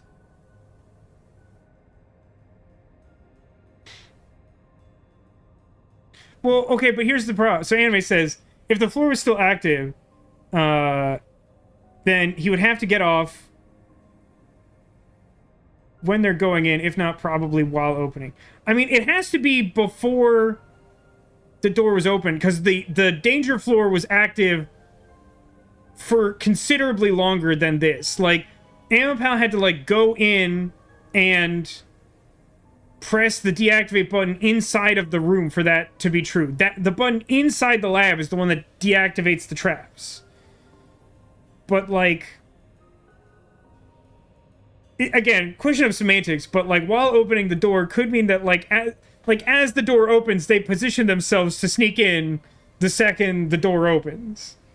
It's just it's like maybe the terminology distinguishing the three options is clearer in Japanese, but I feel like it's reasonably debatable based on what we know that it could be like before or during.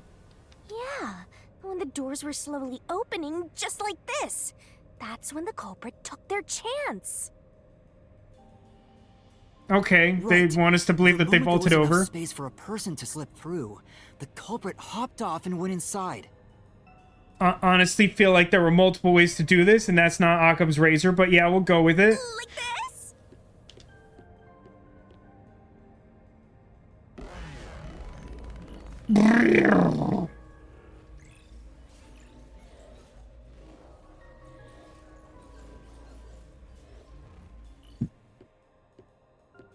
Maybe someone could vault over that door because they had saved all their energy by lounging sexfully on a couch.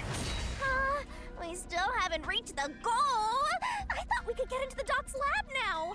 Is this a joke to you? Your deduction is full of holes. If this is a joke, it's not very funny. That's my line. Master, you know what to do. Of course. I'll take your garbage deduction and toss it in the trash. I am the Saint of Kanai Ward, protecting it from filth like you! To be clear, Ditto, do you like the sword more now? Has it changed any?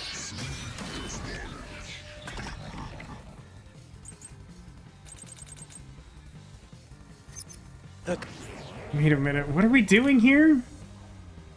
Amapal is sturdy and has many features. The ends of its arms are ball-shaped for safety. While extending or retracting an arm, the controls for the camera and body do not function. That feels like that's probably what we're doing here, right? Ibuki's forte can turn back time. It was used while controlling Amapal. I feel like at some point we're going to address that. And not because there's like a good reason to, but because the game really bluntly insisted that we accept that as a solution key for no reason at all.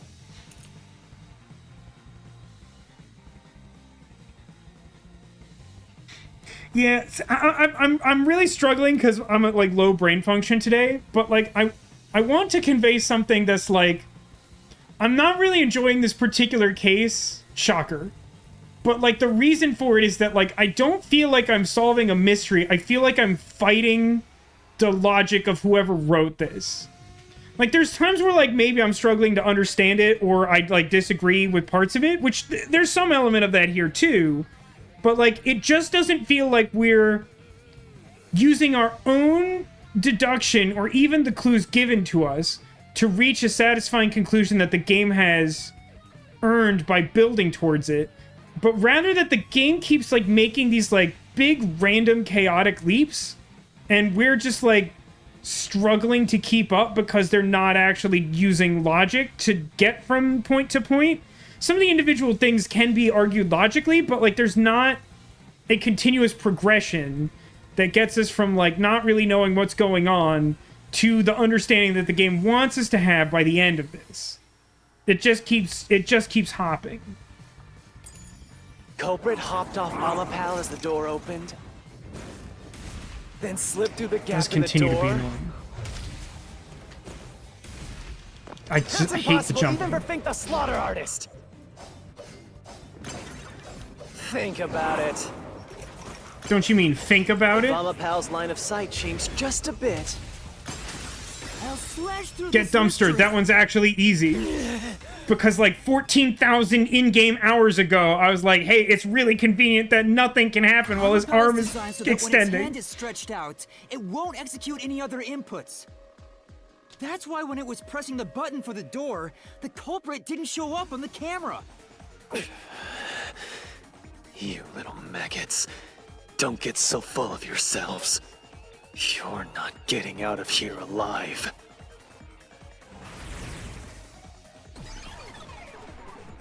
Oh my god, that was insanely easy. Why did you even show up? You should have stayed in bed, Arnold.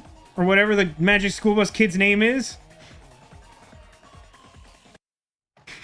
Demolition suggests Amapal is either So Amapal couldn't the move worst while the door designed was robot open. ever or the best designed assassin ever. That's why the Ah. culprit took their chance. Oh, Since the door opens outward, it's possible to take advantage of the blind spot it creates. I mean, like, That's how the so culprit managed to stay outside the camera's view as they enter the doctor's room. it's so weird that they're depicting that completely differently from before. So now it's he's an not vaulting elaborate over it, he's murder just that going took around. Advantage of Amapal's design, and even the direction the door opens. Or this whole thing was an elaborate ruse Whoever that planned could only this end in the dumbest possible really way. wanted the doctor dead. That's not a reasonable conclusion to draw from that. I guess Everything you is can call contrived. it an obsession. How scary. Just like this passageway. Where will it take us? Perhaps a suite with the culprit's obsession on full display?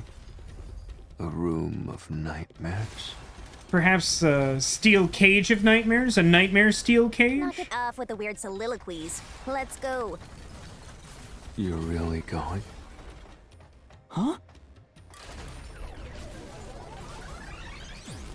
Ah, what a pointless interlude. Hello again. Get this thing! Television says, as someone who designs security murder halls for a living as a Shadowrun GM, this is a horrible design. I feel like that's very legitimate experience to have that grievance. Perhaps a nice hot tub where we can bathe with our clothes on. For some reason, that inexplicably reminds me, no one's going to care, but I'm going to tell you anyway. As you know, I'm an avid watcher of TV Christmas movies, which is to say Hallmark and non-Hallmark branded Hallmark-adjacent Christmas movies. There was one from earlier this year, it was like a Christmas in July release, that had this bizarre, like, nonsensical premise of, like, a woman went to this fictional country called Fjordland to design an ice castle for, like, the royalty there for, like, no purpose at all.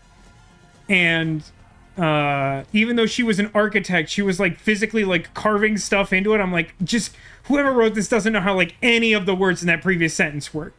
But it had this, like, fantastically just, like, absolutely pointless scene where, like, you know, she and the prince of Fjordland are, like, hanging out, getting close, like, having talks, learning stuff about each other.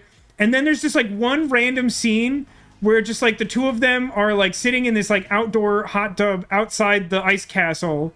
And they talk there for, like, 15 seconds about how he, like, likes to donate money to charity or something. And then we, like, smash cut to a different scene where like the paparazzi takes photos of them like fully clothed, and I'm like, someone did a pass of this where like they got caught in the hot tub and Hallmark was like, that's scandalous. There's just no way.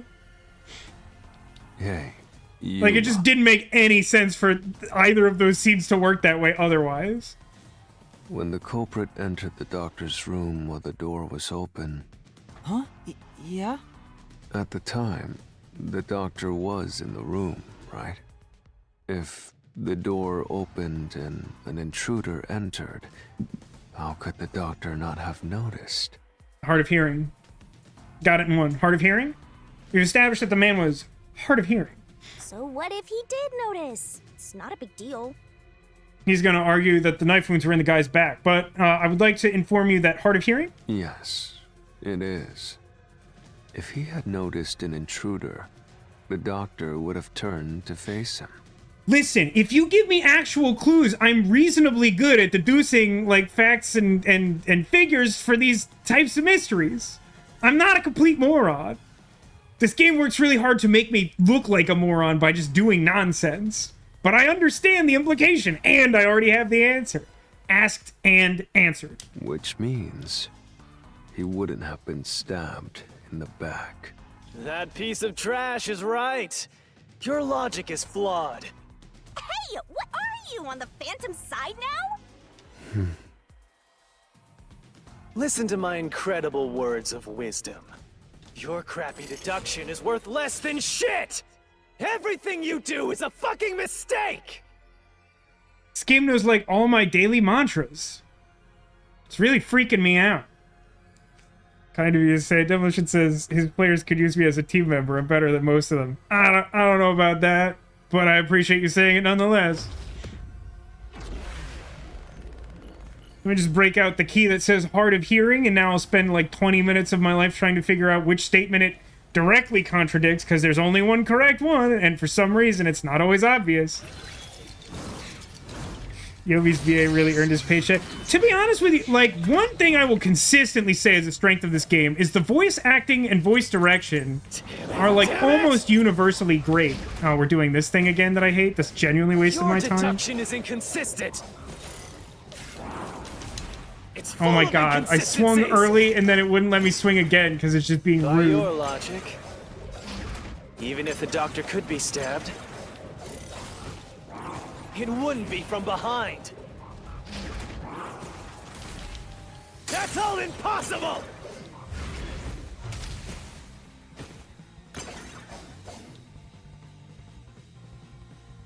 Master! Yeah. Damn it! Your deduction is inconsistent. It's full of Why inconsistencies. would it let me swing? I'm even hitting the right By button. your It's not like that logic, time where I was just hitting the same even if button the to like doctor could attack be the stabbed, nonsense. It wouldn't be from behind. That's all impossible!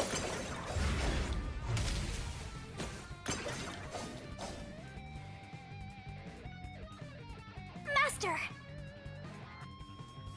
It's the first one that's actually difficult in terms of maneuvering. I don't know. I've done a pretty consistently mediocre job. I don't think I'm a great judge of that. I mean, this one's definitely making an effort to do it, whereas the other ones are maybe like incidentally that. Your deduction is inconsistent.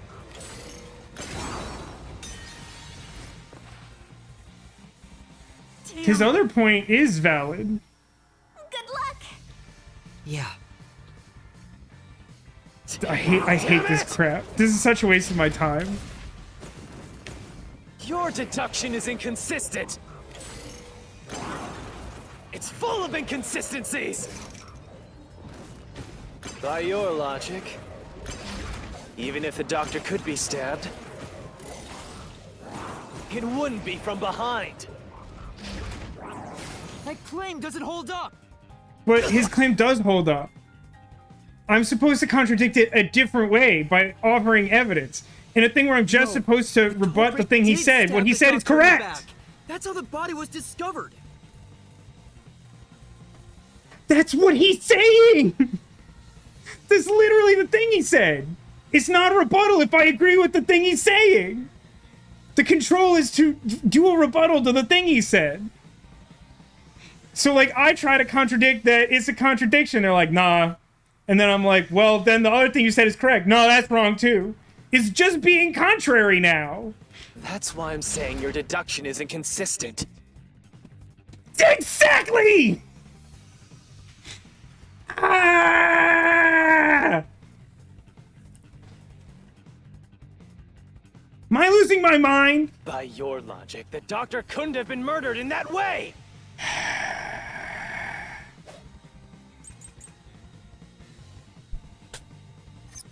The Why would I need to quickly rebut entered that the- if he's correct? There's no reason to do that. Hey, look, it's the key that he's hard of hearing. Hey, everyone! Hey, look! What a novel idea! Could I not have saved us, like, 10 minutes?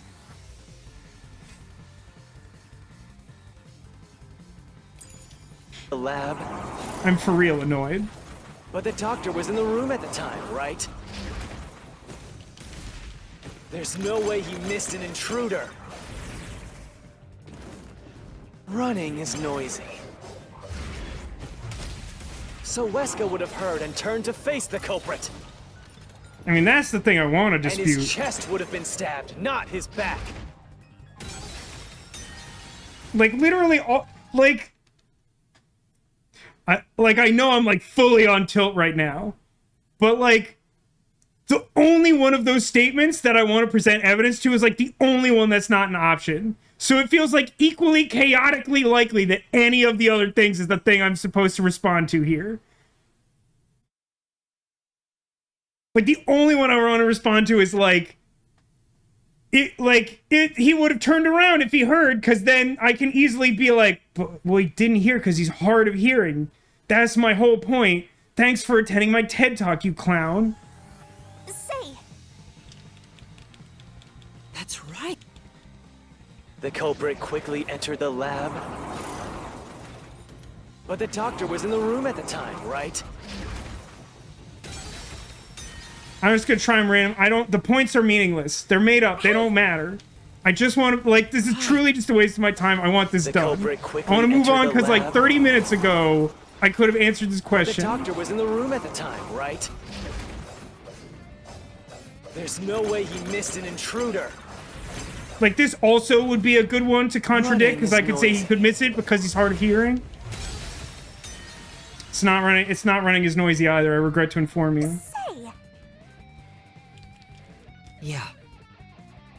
The culprit quickly entered the lab.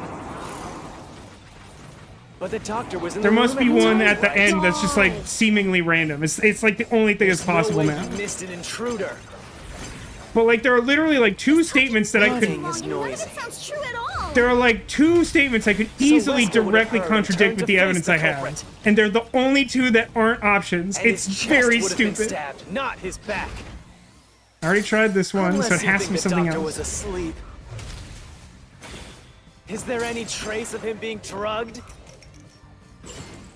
It better not be that one.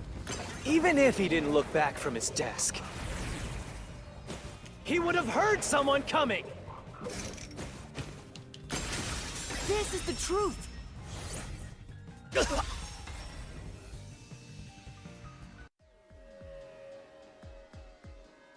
Wait, the doctor had trouble hearing. That's why he didn't notice the intruder. This is something that, like, this game is really bad at. And I know it sounds defensive, but, like, one thing I've always genuinely, truly appreciated about Phoenix Wright, and again, I make the comparison because that is a logic-based narrative game where you collect evidence and use that evidence to directly refute statements from an opponent in order to advance understanding of a mystery. It has a very similar structure.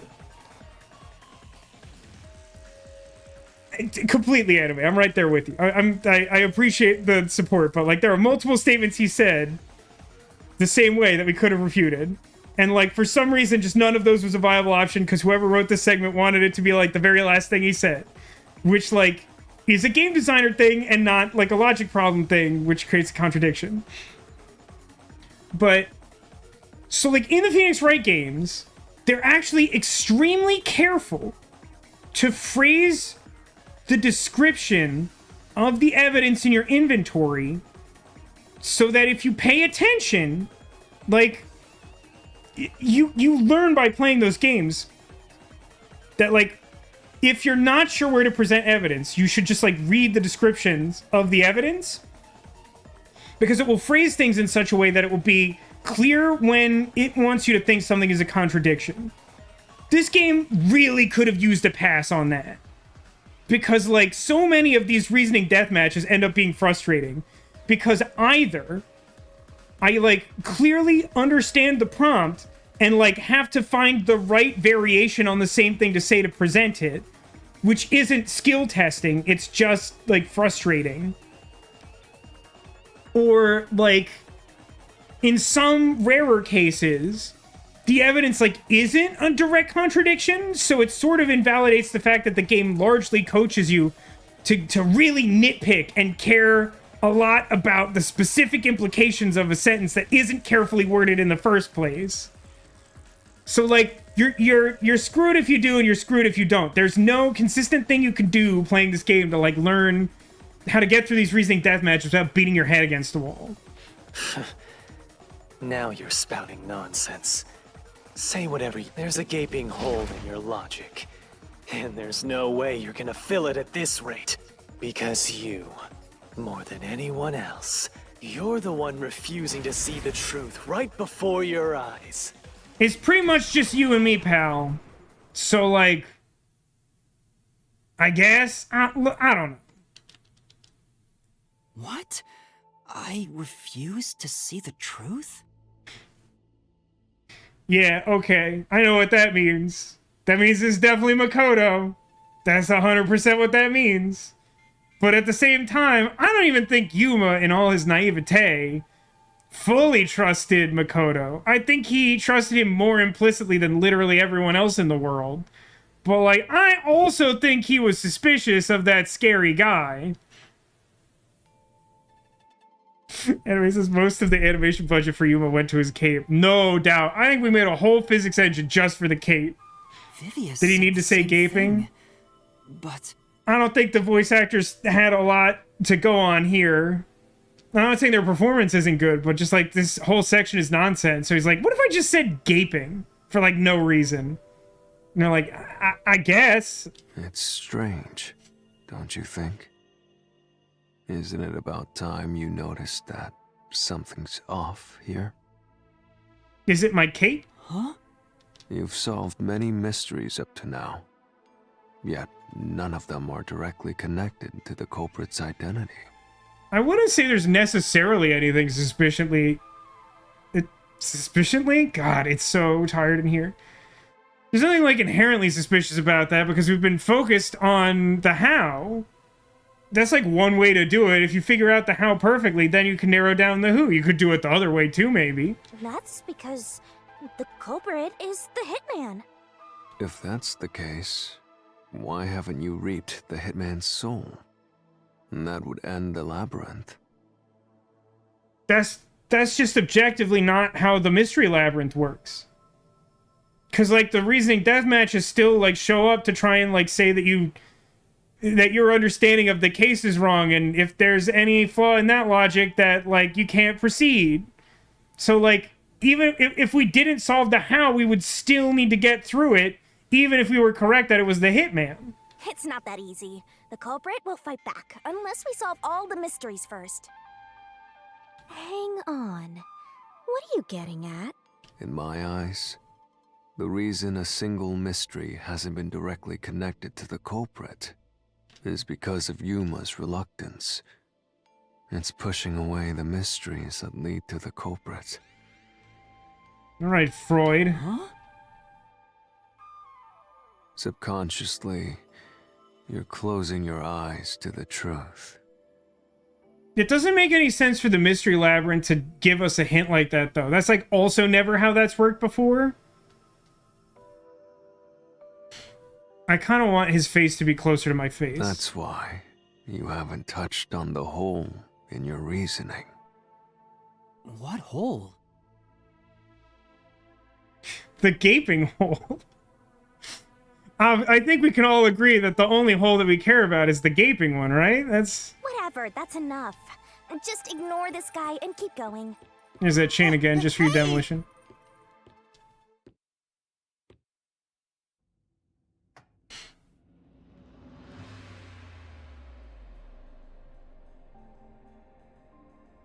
Yuma. Yuma. Jeez, go away! You know what I'm talking about, don't you? The huge hole in this investigation. See, I don't buy this either, because, like, even though we're, like, kind of friends with Makoto... Just ignore him. I just, like, really Let's don't... review your deduction, shall we? The culprit took advantage of Amapau's locked position and entered the lab. And before the robot entered the room, that person stabbed the doctor from behind. Yeah, someone has to know a bunch of stuff about the lab. Amapau while escaping, causing it to fall over. That was obviously a mistake. But What? since it wasn't captured on video, they were able What to are you avoid talking detection. about? That was so deliberate! that, Oh my god, The I'm culprit dying. went inside the decontamination device in the airlock to hide from you. That's correct. So what's the hole in my deduction? The gas? It's before all of that. It remains the case's greatest mystery. It's the gas. Which is? How did the culprit get past security? What? I would not say that's the greatest mystery, but that's valid. Anyway, says, when did we establish that Yuma's cognition affects the labyrinth? We just made it up for this case. As far as I can remember, it's never happened before this case, and it's happened multiple times in this case. The culprit rode on top of Amapau as Master controlled it and was taken all the way to the doctor's lab. No, he's saying how did they get into the secret lab in Amaterasu to begin with? Which is a valid question, but I don't think that's a more important question than how did a person riding on top of a robot survive the poison gas chamber that even a gas mask can't protect you from? I feel like that is definitely a greater mystery.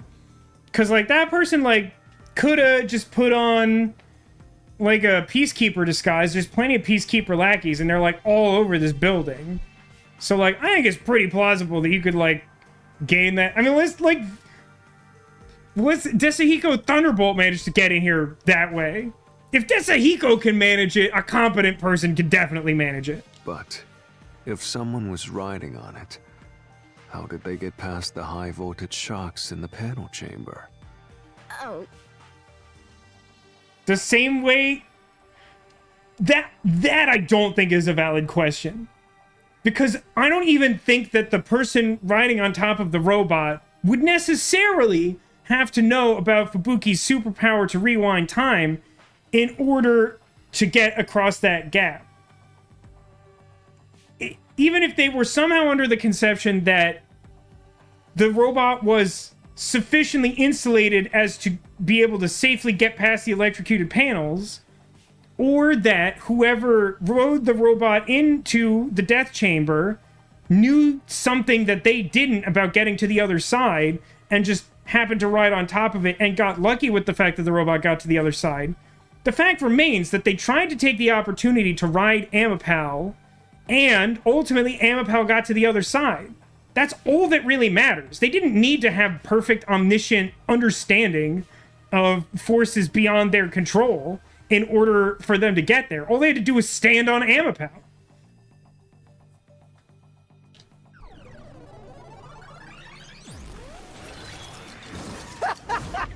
This is the end for you! You have nowhere left to go! And he says, also, if the guy who planned this out, he would have had prep for the shock chamber. Yeah, I mean, like, I'm not sure I am an expert enough to know the specifics, but, like, coming up with a solution to the electric shock seems very reasonable. The poison gas is the problem, which is why my original theory had always been that they waited for the robot to, like, clear the poison gas chamber, like, waited for the filter fans to shut off, and then, like, went after it. oh, come on! Why now? I won't let you maggots ruin the peace of Kanai Ward! As the king of Amaterasu Corporation and the guardian of Kanai Ward, I will stop you here and now!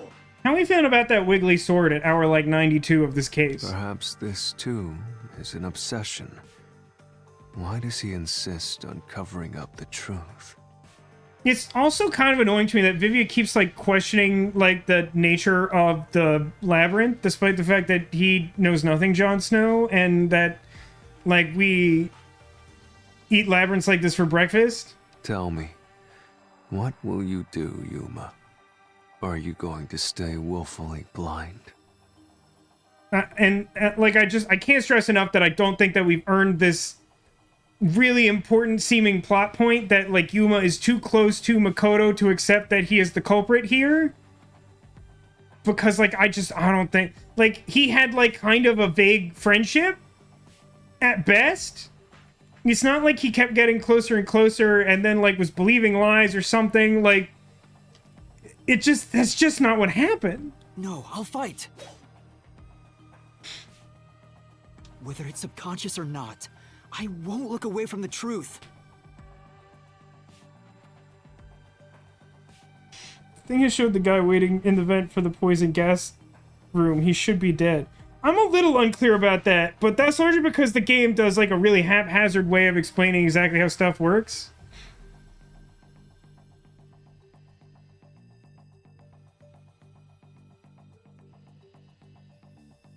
Like, the thing is that the way they've just... The only things I concretely remember them describing about the nature of the decontamination fans is that they're like a safety measure so that stuff doesn't exceed outside of the death hallway on either end. So does that mean that if poison gas filled the second chamber, it would necessarily get all the way to the far end of the first airlock room where that safety duct is? I don't think we know that for sure. It's possible, I think.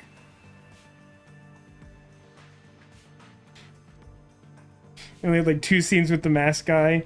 Maybe, like, at most, I think we've had, like, 4, like, legitimate scenes of consequence with him. Something in that ballpark. And, like, in no way do I feel like we've done a great deal to show that, like, Yuma has, like, an undue trust for him. I mean, certainly I feel like the agreement he made to go into the lab was as much an example of us using him as him using us. I'll find the truth no matter what. This is for the Chief and everyone at the Nocturnal Detective Agency.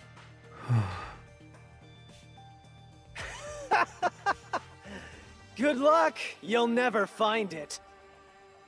Delusion says, if you think about it, the real mystery is how they could afford liability insurance for this whole set of rooms.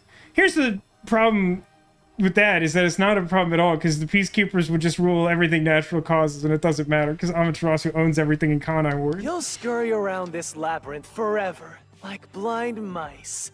You'll rot away in here, looking for an answer that will never come. Which, again, goes to the point I was, like, struggling a lot with last week, which is that, like, it just doesn't make sense that the Peacekeepers don't kill us on sight.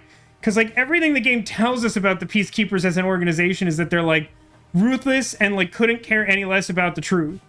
So the fact that, like, we've repeatedly been like, but the truth! And then they're like, oh, well, swipe or no swiping. Like, they should have killed us on, like, 4 or 5 separate occasions by now. Minimum.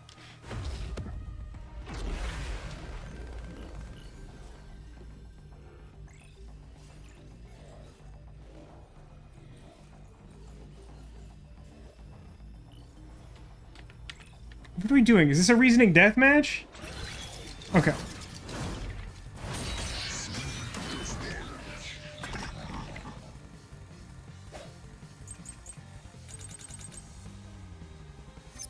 Keep playing.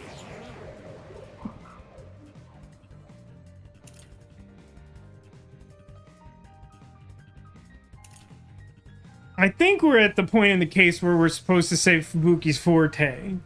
Which, again, doesn't come up naturally at all. The game has shoehorned it in as hard as humanly possible. Yeah, that's a great point, too, Anime. It's like we're specifically in one of their, like, clandestine secret laboratory facilities. there's like no reason that they couldn't just kill us. Playing with your shit deductions. You still haven't solved the greatest mystery. How did the culprit get past the security?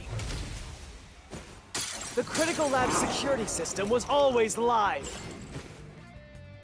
That's There true. was no way to reach the doctor. TARDIS. Next Panel question. chamber shocks would have fried the culprit. That security system? No living human can breach it. I'll slash through this mystery.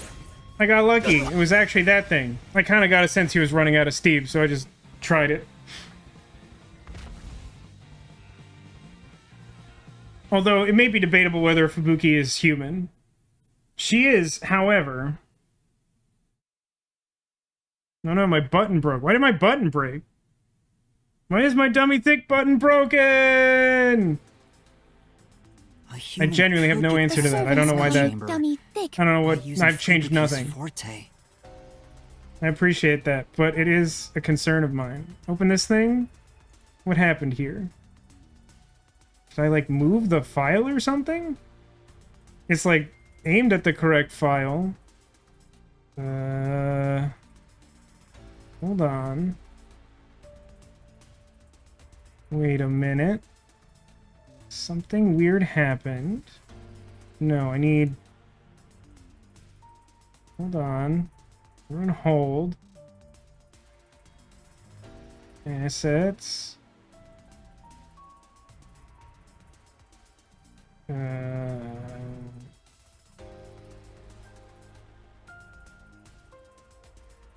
don't know why. The servants call me Dummy Thick. Titty. I don't know what happened there. I fixed it, though. Aren't you glad I troubleshot that live? Me playing Desahiko killed the man? I sure hope so. It'd be great to kill two birds with one stone. Abruptly end this mystery and also kill Desahiko. In fact, that's how we got past the panels. The high-voltage shocks kept destroying Amapel. But we reversed time every time that happened. That was a weird line read. Correct. So whenever it was struck by the current, you went back in time. But while that was occurring, the culprit, a human, was riding on top of Amapel. Right, and I don't see any logical contradiction with that. Because this doesn't seem to follow the implied Code Lyoko Return to the Past rules, where if a person dies, then they won't be brought back by Return to the Past. It's strongly suggested that it's properly just a rewind of time, and the only thing that's different is the knowledge of anyone able to tap into the ability, which, as far as we explicitly know, is Yuma and Fubuki via coalescence. However, like, my previous argument, I feel, still stands, that they could just stand on top of Amapal and, oh no, they died, rewind time, they're alive again. Oh no, they died, rewind time, they're alive again. It doesn't matter as long as Amapal makes it. That's the whole point. That person was burnt to a crisp every time you failed. Are you trying to make me feel bad about that? This person is literally confirmed to be a murderer and also was undertaking clandestine activities deliberately to commit murder. They willingly put themselves in the dangerous situation of the death trap hallway in order to commit murder. I don't care. But... Which means you killed the culprit over and over again. They made their own decision. I take no responsibility for them, unbeknownst to my character, getting on top of the robot and allowing themselves to be put in harm's way. Vivia... If only you had chosen to remain ignorant, I would have walked beside you in silence. What are you talking about? But if you intend to seek the truth, then I must stand in your way. What are you doing? Why are you doing this? He's going to betray you, Master. Betray me? It's up to you, Yuma. This is your final chance to save the world you believe in. If this is all about the relationship we have with Makoto, it is way, way over the top melodramatic. What are you going to do? It's time to decide your past and your future. Why, Vivia? Is he willingly going to turn into a labyrinth monster? I didn't know you could do that.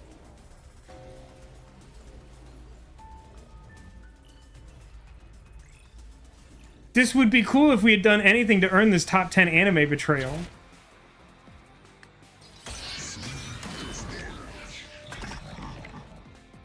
Hasn't it been made explicitly true that the only weapon that's dangerous in the Mystery Labyrinth is the solution blade?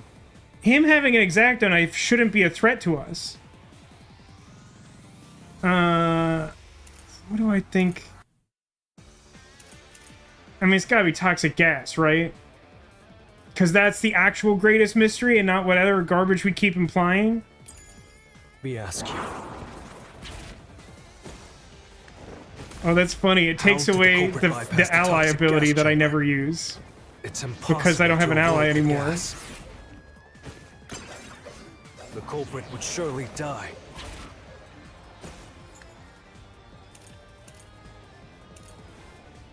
I mean, what he's saying is true. How would I dispute that?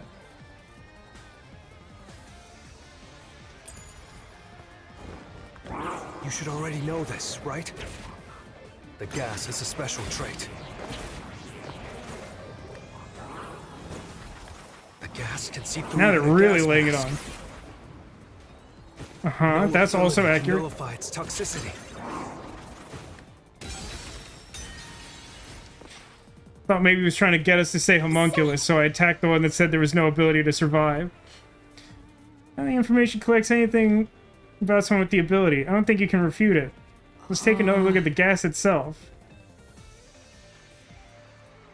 Could have lived for 30 minutes? That means... Let me ask you. Oh! Wait! Wait! Is that what they're saying? They're saying that Yakko did it? They're saying that, like, Yakko faked his death because he wanted to kill the doctor so badly? I guess because he was on Amaterasu's payroll, which is why he never did any, like, detective work? Oh, did the culprit bypass the toxic gas chamber? It's impossible to avoid the gas.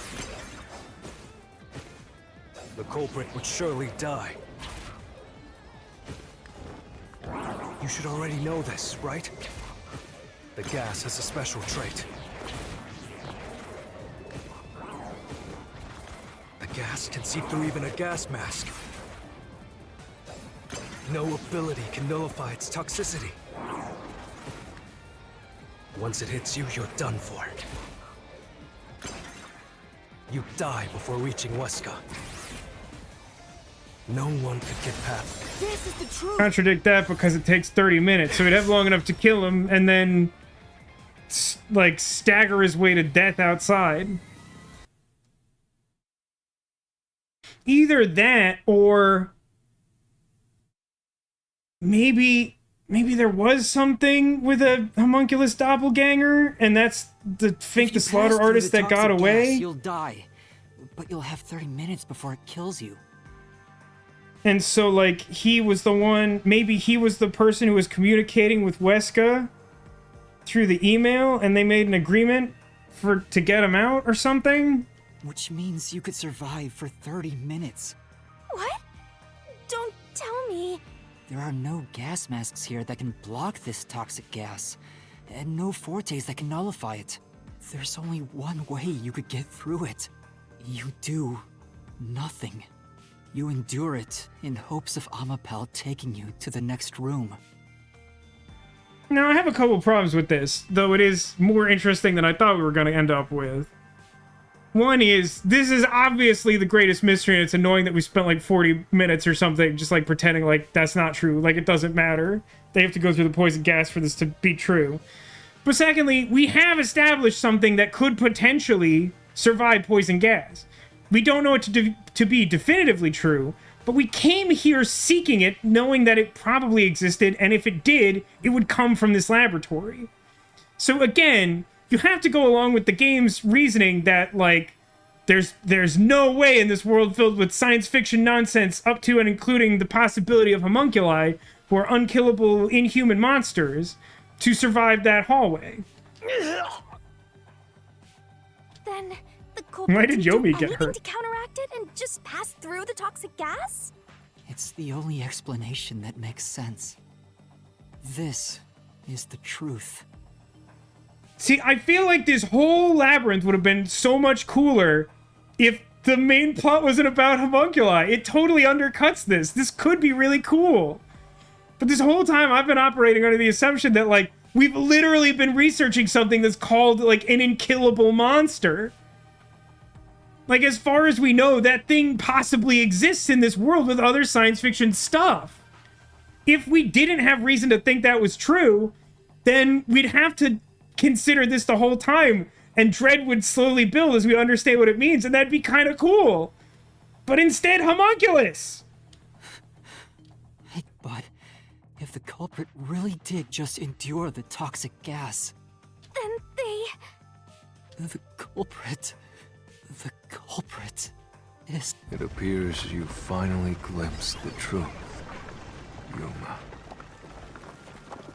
It's inarguable, though, that the way the Mystery Labyrinth has traditionally worked, that we still would have had to do all that work. Well, how does it feel to have your world shatter before your eyes? Now, listen, again, that could be a pretty good twist. I do feel like we undersold the impact of it a decent amount, my opinion. But at the same time, I've also been reasonably... Like, I like Yakko as a character, but he has consistently acted against the interest of finding the truth as a detective, as the sole detective in Kanai Ward for an untold amount of time. I've been suspicious of him forever. Isn't this what you wanted? What's he talking about? Yomi's mystery phantom and Fifia are both right. Subconsciously, I didn't want to know the truth. Huh? Up until now, the Mystery Labyrinth was withholding the mysteries that led to the culprit. And that's because it's a reflection of my own reluctance. Now, again, to Anime's point, this is basically new information. Master, what's wrong? Do you know who the culprit is?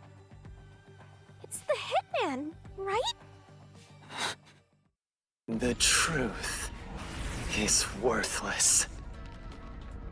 I don't have a drop for One-Winged Angel, Sephiroth's theme song from Final Fantasy VII. It feels appropriate here, though. Just hum it to yourself if you know it. Nothing has less value in this isolated, rainy city. No one wants the truth. Not even you! Now, rot away and die right here! No one will get in my way. Kanai Ward, Amaterasu! They both belong to me! Did he just swipe Vivia away? Wasn't Vivia standing there? He big. Oh lord, he coming. Did we ever establish a real relationship with Yakko? I mean, I'd argue we did like a slightly better job of that than Makoto, but like, yeah. I don't think that we've earned, like, I know he's supposed to be kind of a mentor, but at the same time, he's like never... Oh, it's one of these. Sorry. That's a focus. Then they should be dead from the toxic gas. Oh, that moved. But no one at the scene has died from poisoning. If you can understand that much, then what are you still doing here? You're right that no one in that lab died from that toxic gas. But that was part of the culprit's plan from the beginning. But like, the problem is that, like... I mean, here's the real problem. is if we wanted Yakko's betrayal to seem like an earth-shattering event, then he probably should have been helping us solve all those other mysteries. Like, if he, like, instead of us trying to, like, learn our own lessons by just, like, working with all the other detectives in their own individual styles or whatever, which is vaguely what we've been doing the whole time, if he, at the end of the day, had been giving us guidance that led us to become a better detective, and then we reached this point, then it would seem like a betrayal.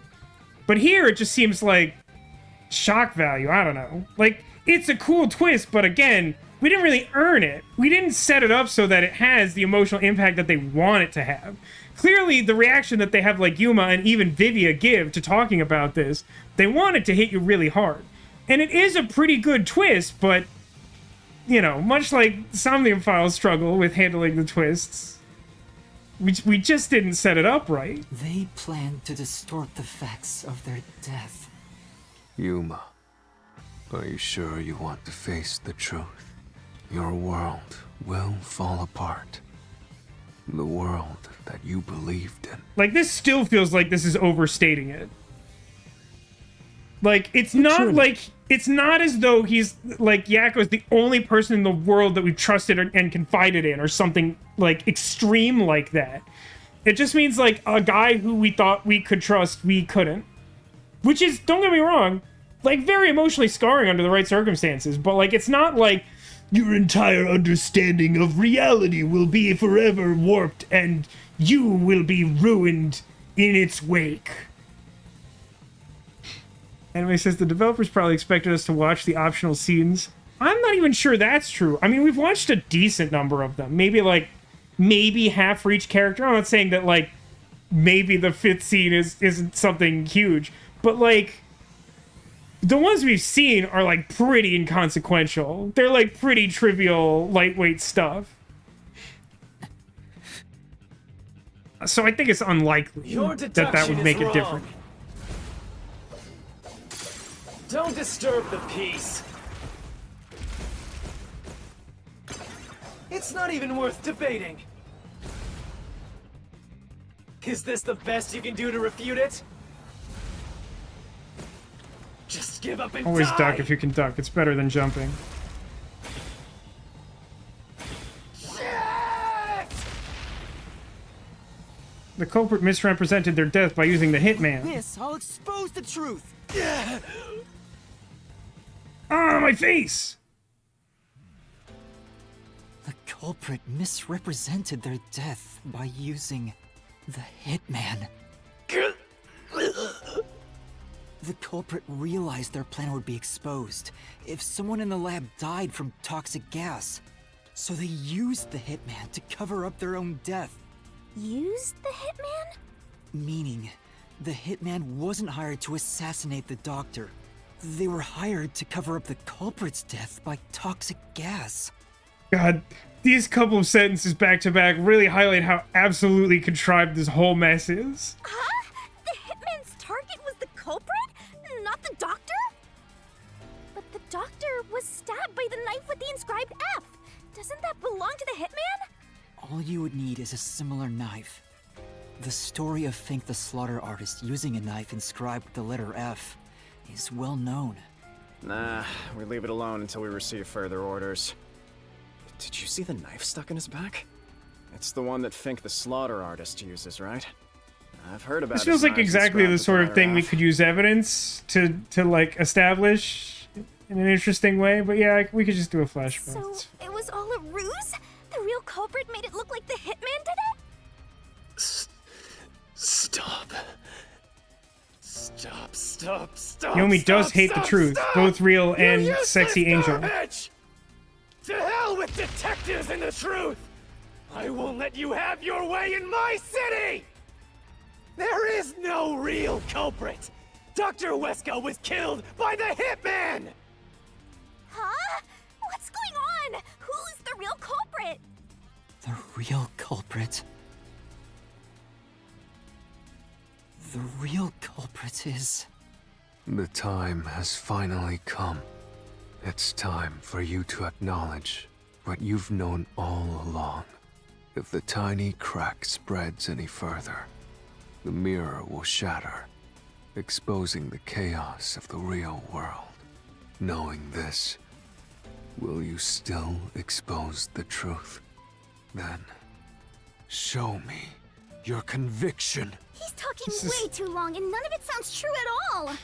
1, true, very true. 2, this is so unbelievably anime. Like, this exchange couldn't be any more anime, could it? Clues pointing to the identity of the hitman's target. I know. I've known all along. Now, I don't feel like that's true expose either. the truth. Do it. If you want to burn the world down. Just really being melodramatic about it. Not enough yelling and powering up. Okay, that is fair. But we're like 90% of the way there.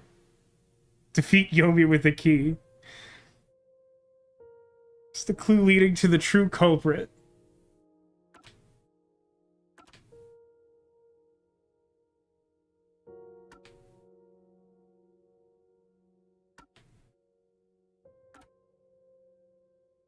It's probably this.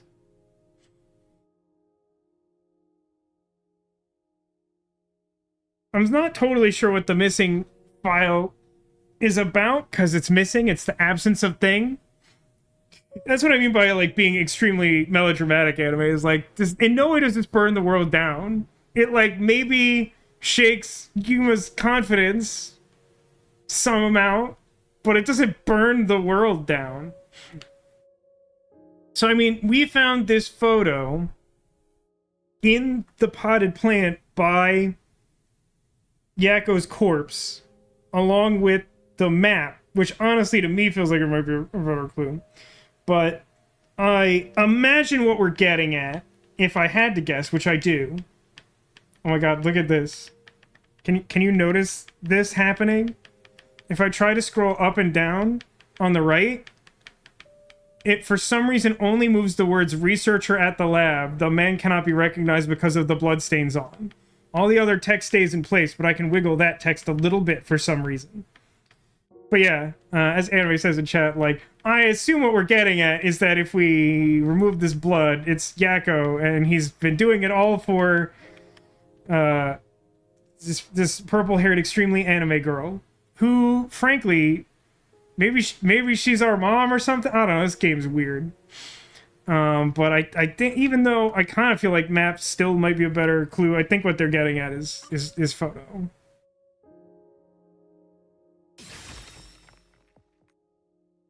The bloodstains photo found in the hallway near the lab. There was a person If pictured we with a slashed Vivia with the solution blade, it is implied that he should be dead now. woman. That was the hitman's target. The real culprit behind this case. The blood obscured the person's face, but I know who it is. It could only be one person. It could only be... How do you know? That person in the photo is the hitman's target. And who is it? It's... No! Stop! Don't you dare say another word! No one wants the truth! Tom Cruise did in that one movie. But He just says, I thought only Shinigami could kill. My recollection was that in one of the first 2 Mystery Labyrinths, I was pretty sure I remembered Shinigami saying that, like, the solution blade was, like, the only thing that could, like, really harm someone inside of the labyrinth. And so, like, Yuma should be careful with it. Maybe I'm misremembering, but I'm pretty sure something along those lines was said. And, like, maybe it was a lie because she didn't want us to, like, attack our companions, but, like, also she seems to be fine with people dying, so, like, that doesn't seem as likely. good luck, Master. I'm always by your side, haunting you.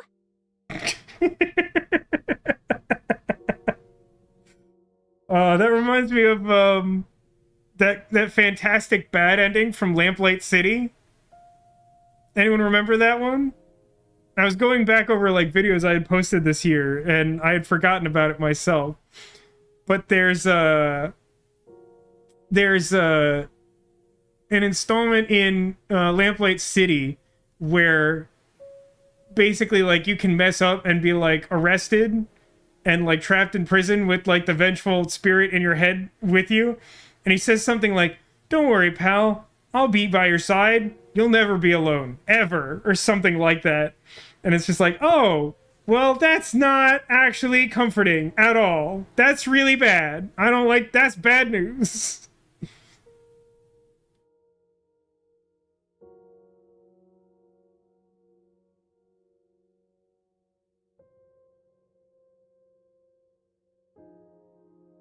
Oh my god, the third one is so stupid.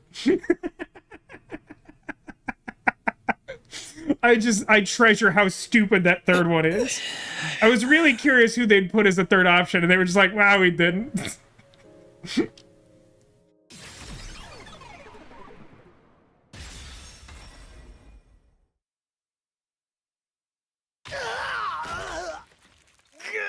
Damn it.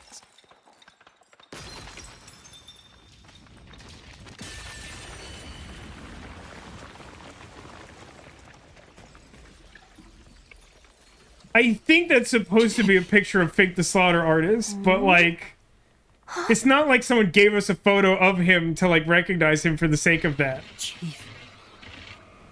Yako.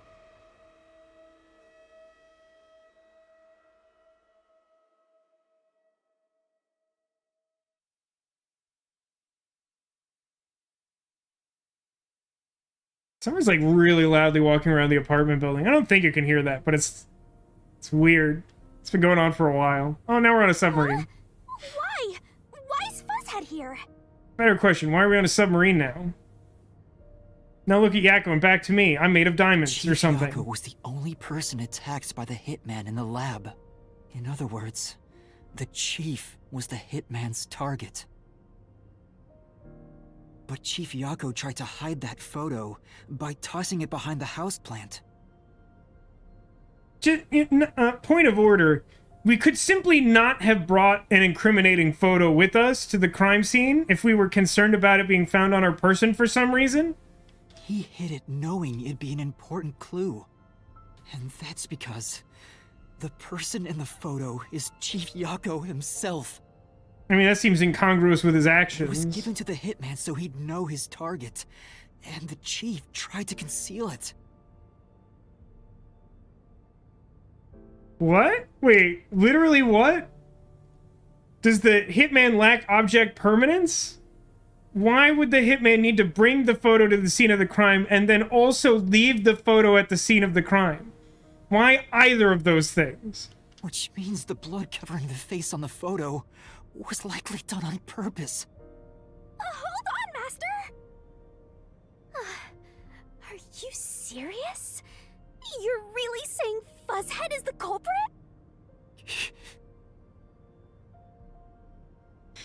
The hitman give the photo back? This is a terrible hitman. Yes, and yes, I think. Really? I don't buy it. You think he actually put together this elaborate murder? He's knocking on death's door just for this? I don't want to believe it either. But I mean, at there's this point, no he's other dead. way. Even if he survived in the real world, we're in the Mystery Labyrinth now. That guy's dead. Don't forget this stuff. What's happening? Wait, Vivia's not even in this scene. Why am I getting a tutorial to fight Vivi? I'm so confused again. Anemic Vampire's gonna throw questions at you back to back. Press the correct button when you think you've got... Oh, it's that thing I hated from the Nailman case. Take damage if you avoid all assailing assaults. So yeah, you have to pick one before the end or you take damage. It's technically a late tutorial, but it's also technically something we've done before. I don't know why this is happening. Maybe just as a heads up because these are really annoying and bad.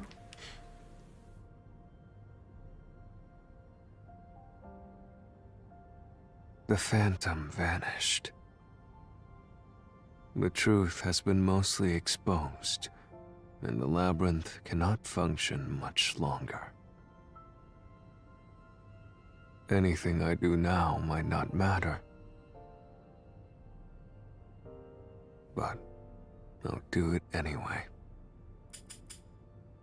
Because really comically large it's Exacto something knife. I must do. While the chief takes his final breaths. Vivia. Yuma. If Chief Yako is the culprit, then what about that death threat?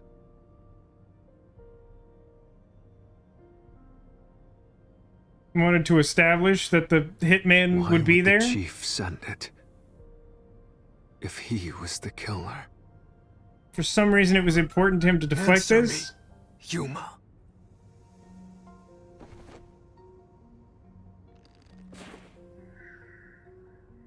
Make it look like the doctor was in danger. He wanted someone to stop his crime. I don't think so. Scare the doctor. That's not the reason. Maybe to stop the crime? I don't know. The reason that came to mind is because he wanted to cover up his actions. Why would the chief send it? If he was the killer. Answer me, Yuma. I don't think scaring the doctor mattered, so I think it's the second one?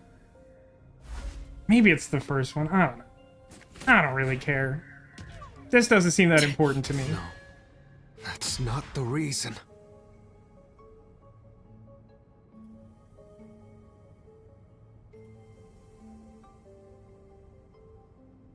This is much too long Why a would the pause. chief send And it? then it wants you to act really quickly. If he It's was very the annoying. killer. Hi, Crew Twitch. Hello. Answer me, Yuma. I don't think it's to scare the doctor, so I think it should be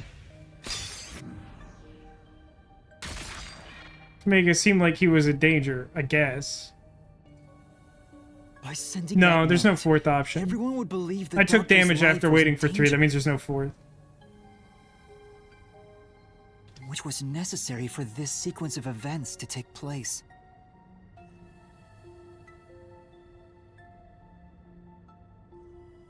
Why? Why? I guess just so he could have Desahiko take him into the secret lab? I mean, there's another, like, really big plot hole in all this that we still haven't addressed, which is, like... How did the detectives know about the secret lab to even try and get in there in the first place? All the master detectives headed to the secret lab because of that note. But, like, we never... I don't recall us establishing how they even know to go to the secret lab run by essentially the government of this sequestered town. Chief Yako brought them here to take advantage of their abilities and murder the doctor. Huh? Their abilities? But I mean, yeah, the death threat Desahiko wasn't got him sent past the just to the guards. detectives. The peacekeepers received it too. What was the point of that? Why put them on high alert? What is the truth behind it all?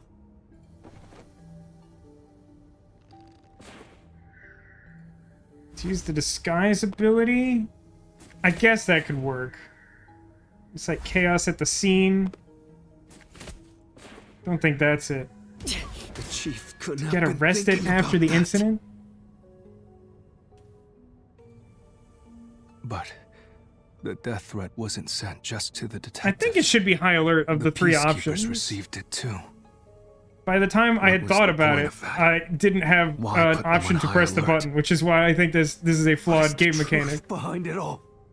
Like, a thing that requires you to think being given, like, a negligible amount of time, I think it's just inherently at odds, personally. I mean, some people might like it, but, like, QuickTime events are sort of The meant note was sent to the to be a peacekeepers reactionary because thing. They were Solving also a part of riddle the is meant plan. to require thought and time. They don't, in my opinion, mix very well. When the peacekeepers received the note, they dispatched a lot of their personnel to the scene. The master detectives were able to take advantage of the commotion to enter the facility. They did it by disguising themselves as peacekeepers. It would be convenient to have a lot of peacekeepers around, If you want to get into the lab disguised as one. It seems kind of hard to imagine Yakko, like, planning all this out. Emotion says, given multiple choices, if you think A or C, then skipping A shouldn't be a choice in waiting to learn what B and C are. Yeah. I think that's part of the problem, too. I mean, the first time less so, but the second time I was really, to some extent, just sort of like, maybe I should just take the hit and see what the other options are. But, like, you're right.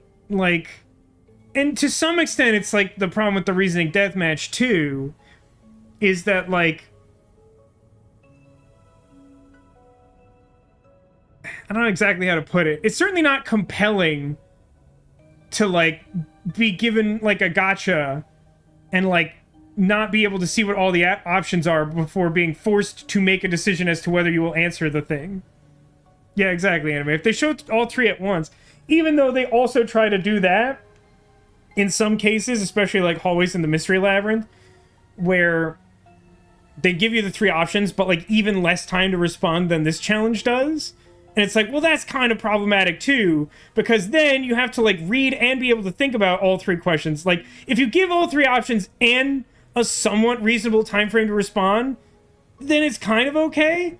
But like, I still sort of feel like there's some tension to just the idea of like a question that you actually want to think about before answering. Like, it's one thing to just, like, like in a quick time action, choose one of the things you like, dodge out of the way, left or right, or do you try to block? Like, it's kind of instinct. Maybe you don't know exactly what's going to happen, but like, they seem reasonably likely to some extent. But like, when there's an actual like answer to be had and thought to be given about it, like putting a time limit on it, it's artificial challenge, right? Because it's not like, I was too dumb to like think it through. It's, I had 2 seconds, and if I didn't press the button, I would take damage anyway. This is why the Peacekeepers also received the death threat. Hey, you still want to do this? It's not too late to give up. I am well aware of the danger. I haven't gotten this much exercise in a long time. But this... Even though I have like 90 I pack abs. I can't leave the chief like this. Vivia. Let's continue, Yuma. So, everyone disguised themselves as peacekeepers and entered the lab. You were already at the lab, and that's where you met up with the chief, right? Yes, but we decided to split up after the blackout occurred. Wait! That blackout should have caused a commotion. If we leave now, the Peacekeepers will see us. I knew it. This place is crawling with them. What do we do? I'll draw their attention to buy some time.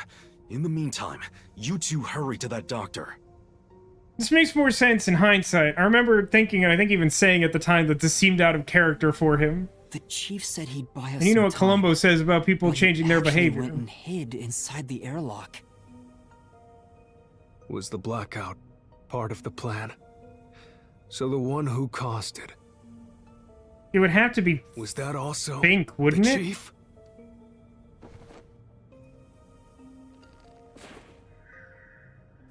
Not Dr. Huesca. I don't think. Don't think it's Yakko. I want to say it's the Hitman. Yeah, I got him this time.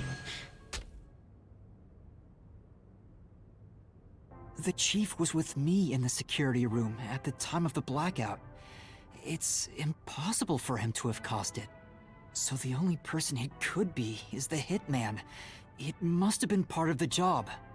He instructed the hitman to cause a blackout at a specific time. There's like a weird sort of... It's not like a contradiction, and it's not quite cognitive dissonance, but like it's like another needless layer of contrivance of like... I get...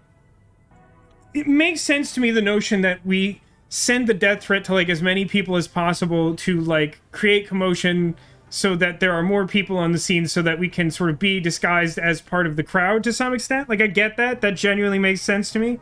But, like, it's weird that we're like, so we alerted everyone to Fink the Slaughter Artist's presence, and then we also hired specifically Fink the Slaughter Artist to, like, to kill me? Like, it's just very weird. Like, it just doesn't seem like it's necessary to involve the actual hitman at all when he's the one who, like, killed the guy? Like, that just seems weird to me. Like, I know... I mean, I don't think that this is fully explained, at least not yet. But, like, I understand that there's an implication that he was trying to make it look like the hitman killed him instead of the poison. And I guess before they said something like, if someone knew he died of the poison, then it would reveal what happened. But, like, here's the problem with that is he's dead either way. So, like, it doesn't matter if they figure it out. If his intention was to just kill the guy, it doesn't really matter what his cause of death is if he gets the job done, right? It makes sense if you don't think about it. I mean, that's probably what we're gonna have to settle on, eh, Castle? Nico is not... Gilith Osborne. 7D... Who'd play 7D chess with people. Yeah, that's the thing. I don't get the specific reference, but I get what you're going for, anime. Of, like... And I said something like this a minute ago, of, like, he just doesn't strike me as the person who's gonna put together a plan this elaborate. I'm not saying, like, he's an idiot, but, like, we've done nothing but see him avoid all sense of responsibility in almost every case throughout the game. And it's, again, it's not like he acted as a mentor that, like, showed us the ropes and, like, taught us all these clever things to solve mysteries or whatever. If he had done that, maybe it would seem more plausible to me that he did this, because it's like, he's demonstrated all along that he, like, knows how people think and how to outwit them and whatever. But, like, no, we, like, very specifically went out of our way not to do that and to make him look like a layabout. Like, it's weird. But... It made us think the doctor was in danger, so we'd go check on him. We used Amapal and Fortes to get through the tight security system. Chief Yako had it all planned out from the start. He used us to break through the security so he could kill the doctor.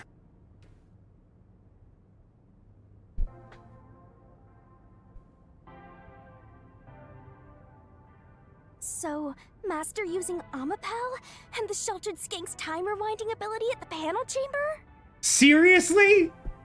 Even now? Oh my god, just absolutely no shame at all. That was all part of Fuzzhead's plan? The only way to get past security was to use both Amapal and that Forte. The Chief knew we'd figure that out. I think it's more like... he trusted us. He trusted that we would arrive at that conclusion. I'm counting on you both. See you later. Trust?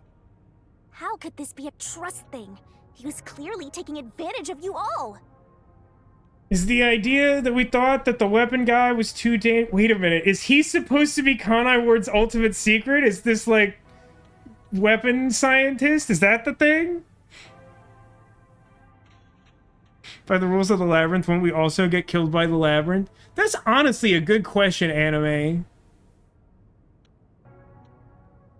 I'm not sure if by spirit or by letter of the law that's technically true, but it's not definitely not true. I mean, I guess the argument I would make is that in the high school case, like...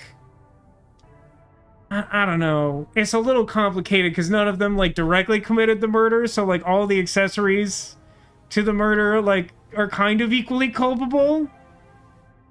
But, like, because none of them specifically did the killing in the manner of thinking, it seems that any accomplice might die? I'm not sure. He gathered the master detectives using a fake death threat, then used their fortes to commit murder. What a scumbag! He used you all to get away with murder! Out of all the criminals I've ever met, he's the worst coward of them all! Master, grab that coward and... Enough! Why Cape's still did it have going to at it. come to this? It just says, thing is, wasn't the Doctor a truly terrible person? Why does this matter? You know, power of friendship and move on. Here, you're not exactly wrong. It actually brings up one of the things I really hated about the second Somnium Files game. I don't know if this is like a Japanese cultural thing, or maybe it's honestly an American cultural thing. Like, that could truly be it. But, like, thus far in both of those games, Nirvana Initiative and this, like, we present the idea that, like, no amount of wrongdoing would ever justify killing someone. And, like, is it hard to draw a very clear border as to exactly when that is true and when it isn't true? Absolutely. But, like, a scientist who, like, literally sacrifices human life as second nature and also is working on, like, weapon systems that would exclusively be used to cause people to die, is it a terrible thing for him to be murdered? I don't think that's black and white either. Chief Yago saved me. He took me in. I had lost everything, even my memories. Sure, he may have been a little pushy at times, but still, I really admired him. So, why? Why did you do it? My theory is that that guy is Kana Ward's ultimate secret. That's my theory. About the woman in the picture? I mean, it could be. Chief, please tell me, or It's definitely just Yuri from Doki Doki Literature Club, There's right? no point in It looks asking. just like her. That's just a mystery phantom. It's not the real Fuzzhead. Master, watch out!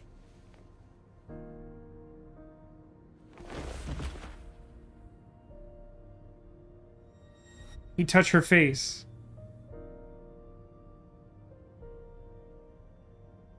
I don't know why his outfit in the picture changed. Are a reflection of the same people in the real world, right? Which means he should hold the same thoughts. Stop, like, Vivian, stop just, like, making up new rules for the Mystery Labyrinth. I'm tired. The photo behind the houseplant. I don't know what the chief was hiding, but that photo must have been dropped by the hitman after he was done with it. The chief picked That's it so up dumb. and used his own blood to obscure the face. I just, in no world do I understand the reasoning that the hitman would bring this photo to the crime scene or leave it behind. It just feels like an unnecessary risk. He knew the truth would be exposed if that photo was found. So, he hid it behind the potted plant. Like, here's the problem, Angel. Even if it's true, this is his first rodeo. He can't possibly know the rules that aren't explained to him. As far as he's concerned, he's just making it up. He left his blood on it, almost like he wrote a dying message. But in truth, it was actually a secret he wanted to keep hidden. Master, I think you know this, but to exit the Mystery Labyrinth, you will have to eliminate the culprit. eliminate the chief? You just realizing that now? You're really bad at this. Are you really going to do this? Now, I'm torn here, because I genuinely think that there's something interesting to this twist, to this particular case. I think that this was a really badly constructed case in terms of solving a mystery. Like, I'm really not happy with the way this one plays out overall. I think that ending is good. It very much reminds me of how the overall story in Somnium Files 1 goes, where the story is really good and it's executed, like, pretty badly. But, like, there's definitely something interesting to the fact that, like, Yuma has, like, struggled with this concept of, like, the morality of solving these mysteries when it means killing people, even though they themselves are killers, and all this. But, like, I don't know. There's something complicated to this in a way that, like, I don't think necessarily adds something to this, of, like, I think it's because of the fact that, like, Yuma hasn't really made a decisive call in the other cases to be like, yeah, this is the correct thing to do. Like, it doesn't seem like as big a departure for him to be on the fence now, because he's, like, never been comfortable with it, and, like, it's always kind of been pushed by Shinigami, even though he solves the mystery. So, like, I feel like this would be more powerful if at some point he decided that it was the right thing to do, and now he's like, but now it's like someone I care about or something. After all the mysteries are solved, the chief back in the real world will die. Reasonable point, anime. He's basically dead anyway. But you saw yourself, Yuma. The chief is already knocking on death's door. Well, what's his death blow resistance? Will you still bury him in the name of truth? Also, like, the mitigating factor kind of makes the dilemma of this, like, a little softer even, right? Like, it's not so bad if we just, like, finish him off, because he's gonna die anyway, right? Like, instead of making it, like, a true moral dilemma. The chief took me in when I had no memories, or anyone to turn to. I trusted him from the bottom of my heart. Now, I have to end his life?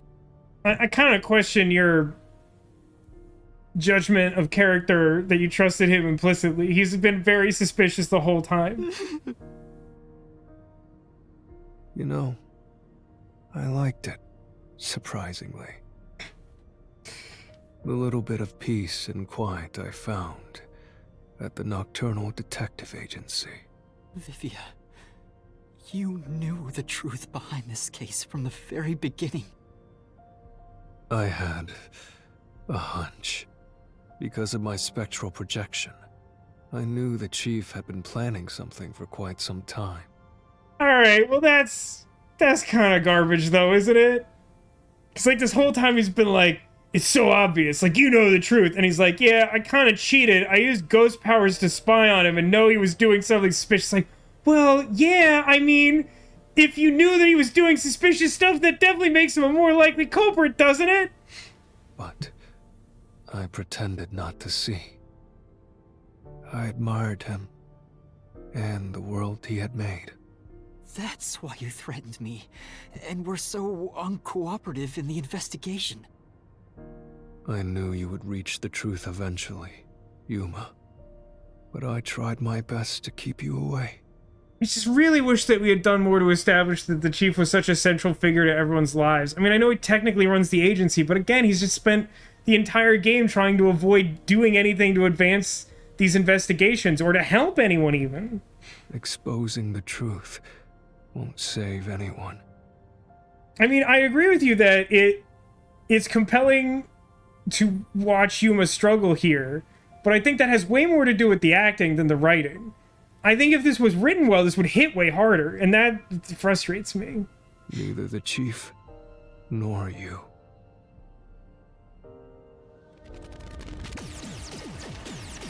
Do we still have to do God mode? It's really tedious. You've already come this far. You've got to finish this. I think we do. I don't like it. What'll happen to the other master detectives if you die here? Didn't you say you wanted to expose the truth and save everyone?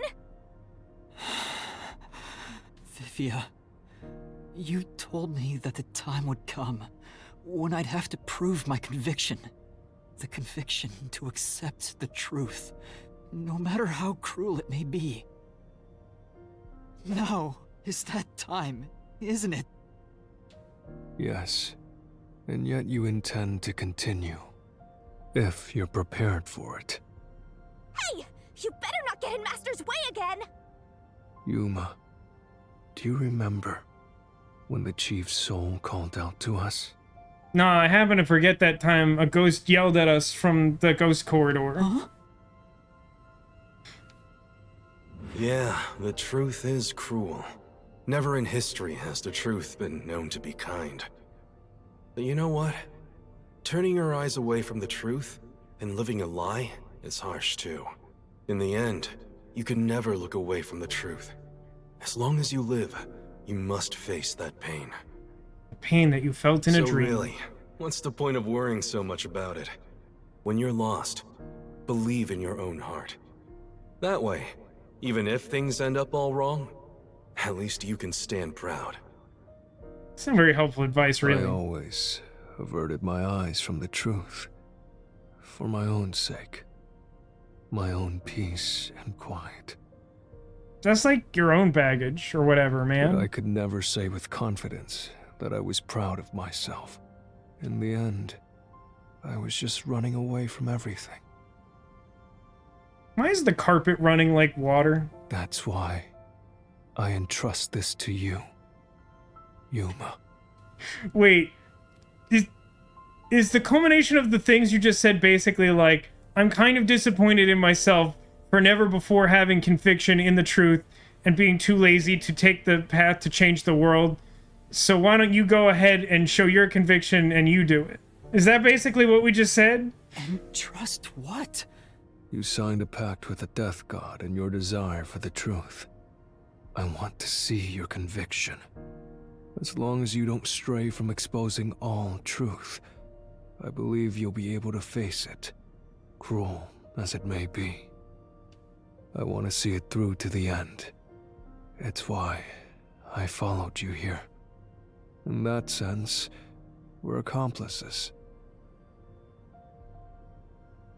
If you must bring down the chief, then I will lend a hand. It's not exactly how coalescence works, but okay. I won't avert my eyes any longer. I, too, want to live with my head held high.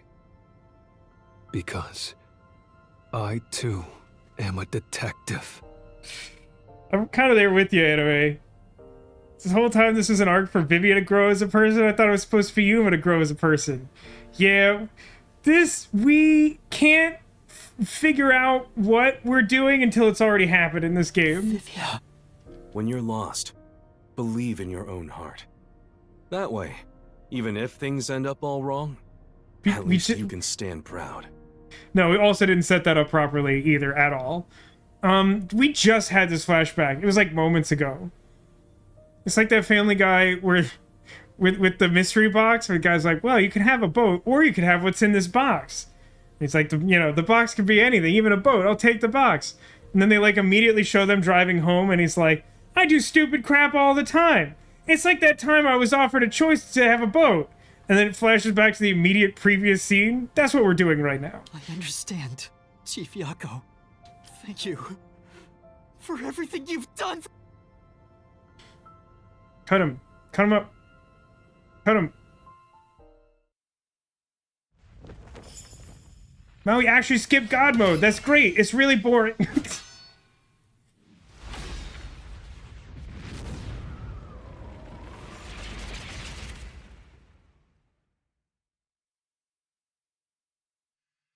Well, that's an inherent problem. Anime says, this still doesn't help your situation in the real world where everyone has guns pointed at you. But that's like always been true. I was complaining about this recently. I don't know if it was last week, the week before, or both. But like, this is like a core problem to the whole game. Is that like, they made this whole conceit of the Mystery Labyrinth as a way to get around the fact that the world is corrupt and that simply proving the truth doesn't help. But it, as like a plot device, it doesn't actually solve the problem that it's meant to solve. Because you just do this, and then Yaku, who's basically already dead, dies, and then they kill us? Like, what? Like, what then? Alright, hold on. What do I have access to here? I got knife, I got intercom.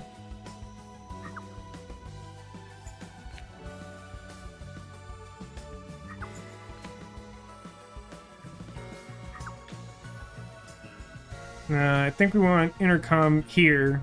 The picture of the intercom also has Makoto in it, which it shouldn't later, so this is probably correct.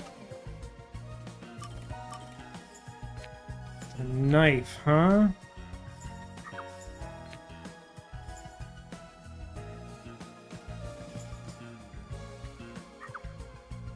What weapon killed Dr. Weska? I mean, it's clearly shown in the scene immediately before and after.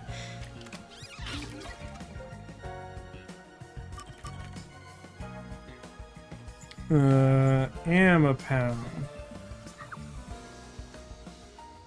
This power was used in the panel room. What did the culprit use to get past security?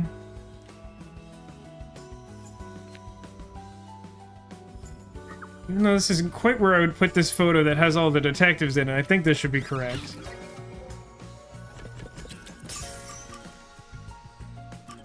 Gonna save Amaterasu Corporation, because I don't really know... Well, that's also not particularly clear.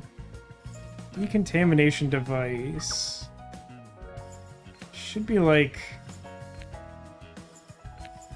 here, maybe? Where did he hide?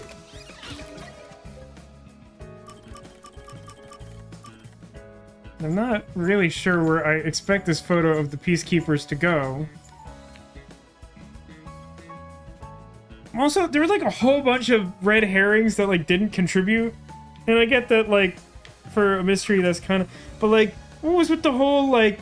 There's like a locked records room that only Yomi Hellsmile has a key to, and it's missing records, including a map that Yakko had. Like, what was any of that?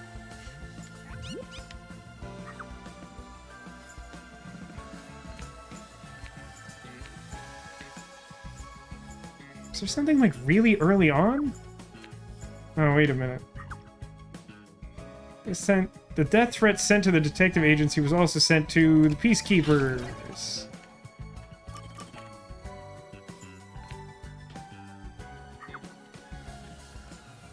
Where's the secret lab located? Amaterasu.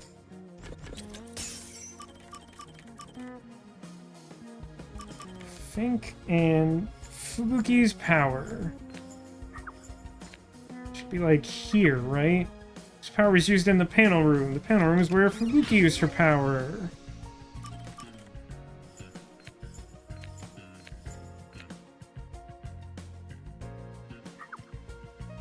Who killed the culprit? Fink did.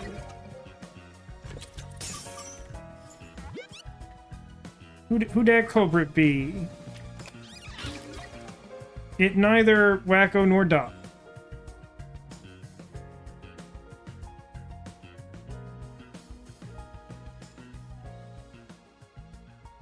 In other cases, you can kind of suspend your disbelief for being in a public space. I mean, I see your point, anime, but for me, it's still tough because, like, the Peacekeepers run everything, so they have authority to do whatever they want. Okay, I know that Shinigami is consistently tone deaf, but I do feel like she's too excited about this right now. Also, there's no truth bombs to be had because we've already solved everything like twice. Dr. Weska. This incident features a sinister and meticulously detailed plot centered on the Doctor. The old geezer was holed up inside a lab at Amaterasu HQ. It's really weird to me that we haven't bothered to establish motive at all, even a little bit. He was a total hermit in the critical lab with a totally overkill security system. The culprit made thorough preparations beforehand to break through that system. Boom killing a shut-in is hard work. The humane thing to do is to reintroduce him to society first. Yeah, with that out of the way. Posing as a hitman, the culprit sent a death threat to the Peacekeepers, the detective agency, and the research lab. At the same time, they contracted a real hitman and had him infiltrate the research facility. Okay, another needless contrivance. Like, why did we need to have the whole thing where Makoto brought us here in the first place? Like, we're also a detective with the detective agency. Couldn't this case just have started, instead of, like, not having any case at all? Couldn't we just have received that death threat?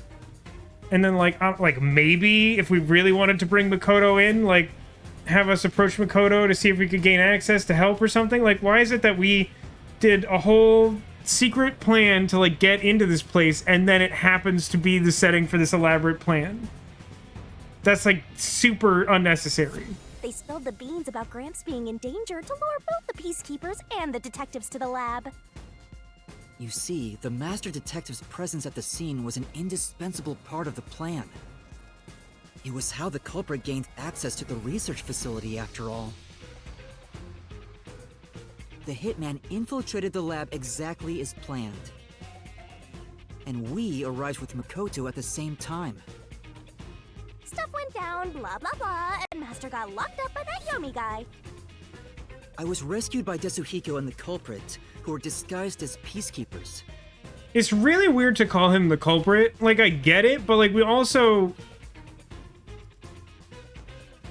Like, it's weird because like in the other cases we didn't really like know them that personally.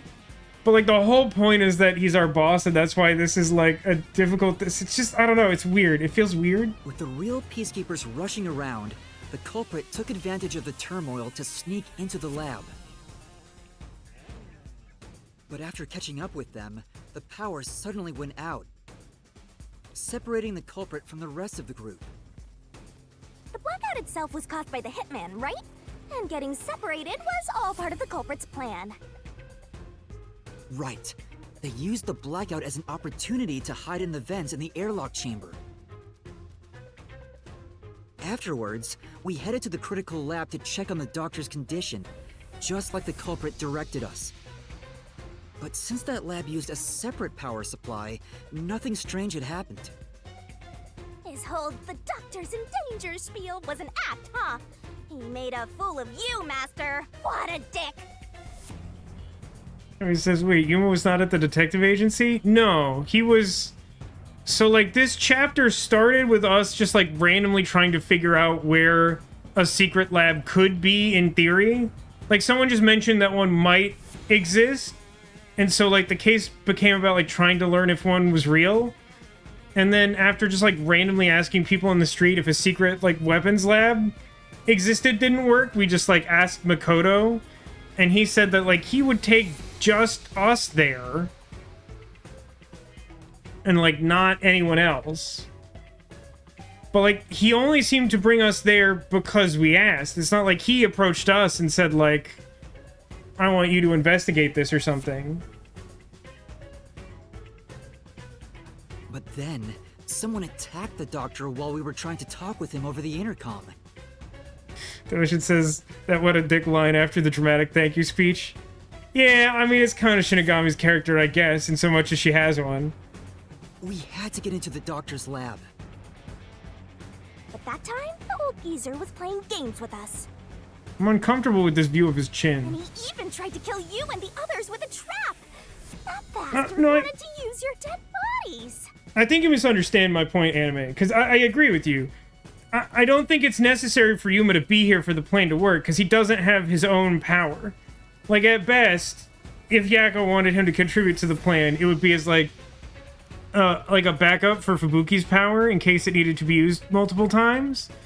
But my point is, like, narratively speaking, why not just simply have it be that, like, because Yuma wasn't doing something else important when all the rest of this started, why couldn't it just have been that we were at the detective agency and the case we got was the death threat and we decided we wanted to investigate and he had his ulterior motives and his plan in place and we don't learn that until later.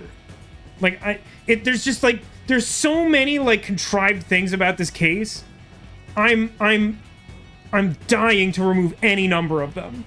Like, anything to make this just make a little more sense and not just be, like, all over the place would make this a better experience for me. So, like, I can't think of a reason why it's necessary to have all that happen. It seems like you absolutely could just... That could be the thing. He really got you there, Master. I don't see why you're so happy about it. The doctor's sham made the case even more confusing. Even if we tried to get to the doctor, the critical lab was guarded by tight security. I wouldn't say it's necessary for Yuma to guide the robot. I mean, it only kind of happened because he's the protagonist and, like, the player character. Like, I imagine that the way we've portrayed Desuhiko and Fubuki that they would have some cartoonish antics trying to like come up with this plan, but like they could execute it. The only way through was by using an Amapel. The culprit rode on it by emerging from their hiding place in the airlock vent and jumping onto the robot's head. All aboard the Amapel Express! It's First so stop, a funny. shower of toxic gas. It's so funny that they have him stand in that like 3-point landing stance on top of Amapal to justify the singular footprint. Like that's such a like pointless detail. Humans can't protect themselves against the gas, but since it's not instantly fatal, it wasn't a problem. I bet it smells terrible. The panel chamber and high voltage shocks. One wrong move and it was instant death. But thanks to that sheltered skink, we got all the continues we could want.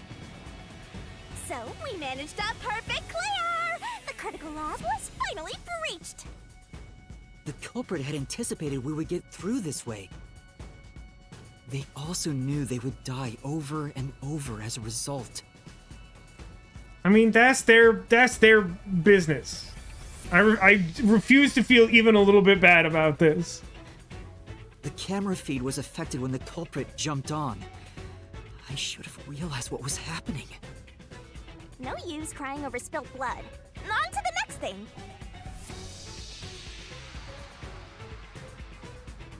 Where were we? Oh yeah! To open the door to the doctor's lab, Amapal had to reach out its arm and hit a switch. And when the door opened wide enough for a person to squeeze through, the killer snuck inside. Amapel can't follow any new commands while its arm is extended, so the culprit didn't show up on the camera. Then, the culprit boom killed the old geezer using the same knife as the hitman. Do you think the whole reason that he had to hire the hitman was to get like a legitimate Think the Slaughter Artist brand knife? Is that like the whole thing? Gramps was pretty much deaf, so a backstab was easy peasy. Then, the murderer tried to leave the room before Amapel entered. But they knocked the robot over on the way out.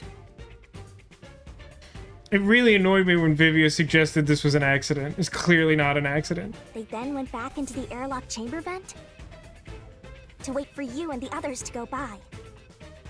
We entered the critical lab and found the doctor's body. The culprit used that time to get out of the vent and head for the hallway. That was when they were found by the hitman. And stabbed. Like, there's still two major questions in my mind that aren't addressed by any of this work that we've done.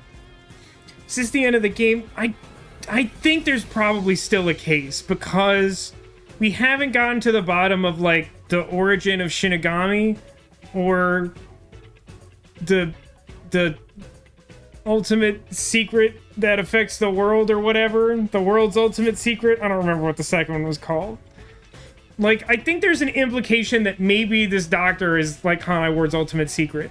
But here's the problem I have, and I know I've said it, like, 1,000 times tonight, but there are many problems. So, like, at this point, we still don't truly know what his motive was. Like, it's weird that we've glossed over that completely, because, like, that feels relevant.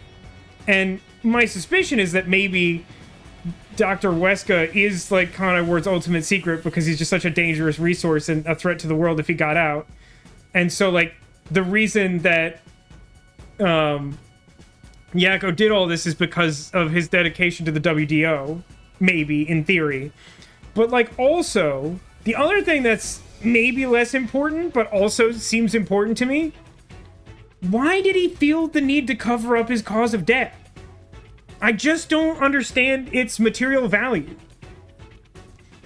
They'd already Yeah, we also haven't gotten our memory back, which presumably we should do. So death was inevitable. Yeah, I mean, the death is inevitable. I just don't see what it matters to, like, make it look like you were assassinated. Like, I don't know what actual difference that makes. However, dying by gas would expose them as the doctor's killer. But, like, why does that matter? Like, explain why that matters. If the goal is to kill him and he died, why does it matter who they thought killed him? is the idea that this is supposed to help us get away, because I feel like that shows a fundamental misunderstanding of how the Peacekeepers allegedly work. So they hired the hitman to kill them. But like, why? Concealing any involvement. But like, actually explain to me why. I guess that means the killer completely trusted in the Master Detective's capabilities.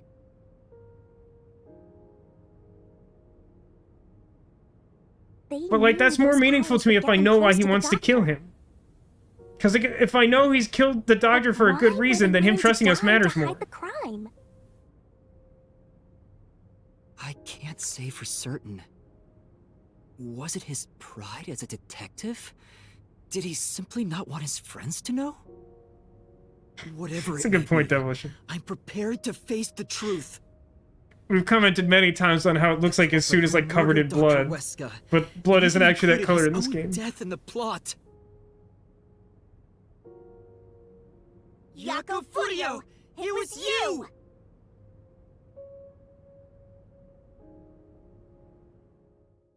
I definitely don't find it to be satisfying that when they finally bring up the fact it doesn't make sense that he, like, needed to kill himself, they're like, I don't know. I mean, like, hopefully that's part of whatever case remains, but, like, I don't know, man. I'm pretty frustrated in this moment, to be honest with you. I will expose the truth.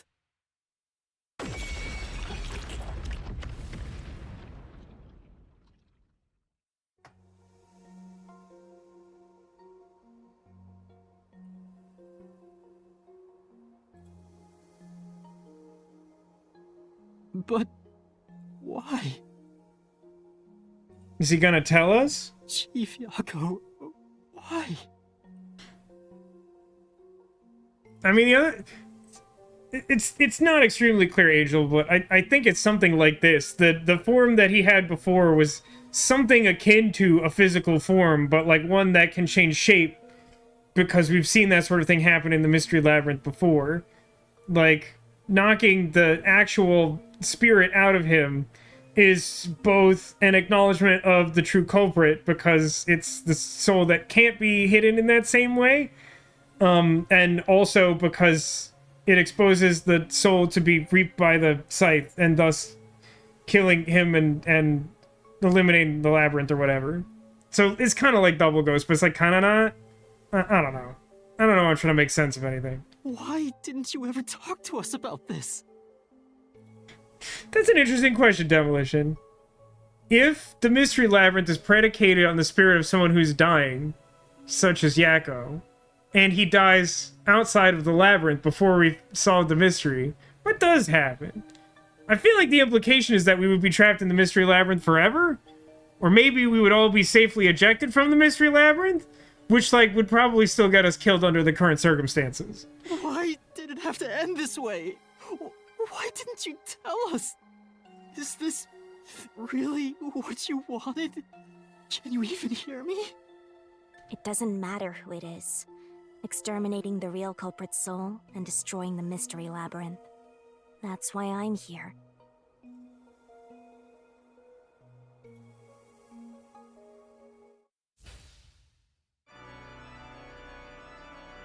Surging bloodlust. Overflowing despair. The brilliant soul of Shinigami Heart. shall expunge this cursed case. Death to all deplorables. Ruin to the vile mystery. I'm not sure I fully appreciated the fact that she has a little figurine of her ghost form self on top of her scythe. It's not prominently displayed in a lot of the shots, but she's kind of right there. Shining rainbow glorious stellar spiral. Is she embellishing that name more than she was before? I don't think I've paid attention to that fact. That felt especially elaborate. It pretty anime, Cotillion. Aw. I mean, if you have to go, that's the way to do it, right?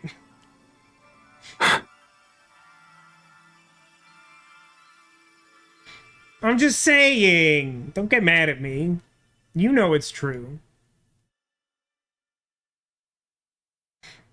What was that action? Like a pretty good way to die.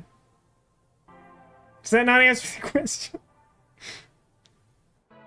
I think it was like some amount of compassion for him after all, even though she was like trying to act like she like didn't care about it Master's or about naivete must what be Yuma rubbing off felt. on me. I mean, not even I hated Fuzzhead. That's what I was saying before, Demolition. That's what they call the God Mode Shinigami scene, which like typically isn't very good. And that's why I was excited, like, oh, we're skipping that. I don't love it. That's weird. This Mystery Labyrinth is falling apart slower than usual. You know what? This does actually answer an earlier question. There were a couple of times as we were going through the labyrinth that stuff was like breaking, even though we hadn't like solved it. Presumably the reason for that is because Yakko was dying. Don't you think? Like, his death was causing the labyrinth to start to destabilize in a way that is, like, different than what we normally see. I wonder why. We shouldn't let our guards down yet. Do you really think we're done here? Huh? Do you have all of the fragments of truth that you sought? If so, we could just leave, right?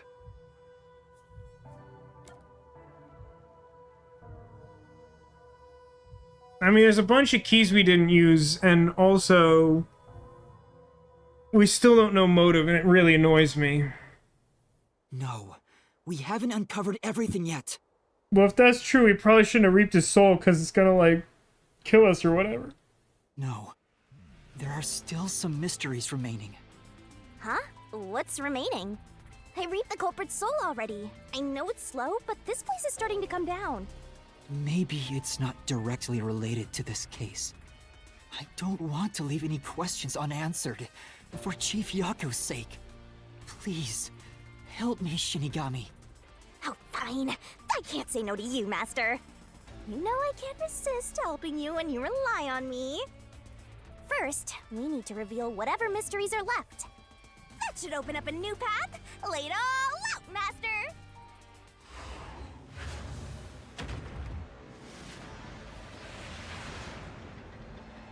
This is probably a flag for a good and bad ending. Shen seems really convinced this is the last case. I'm not.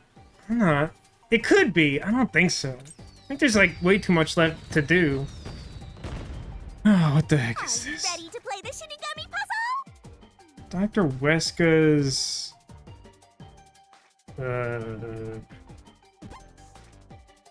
Here, eat this key.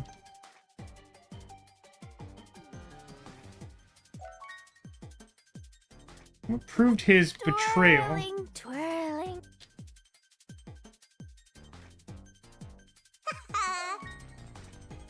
Maybe he was threatened and planned to swap places. What was his... Twirling, twirling, twirling. I don't know. Twirling. I don't know.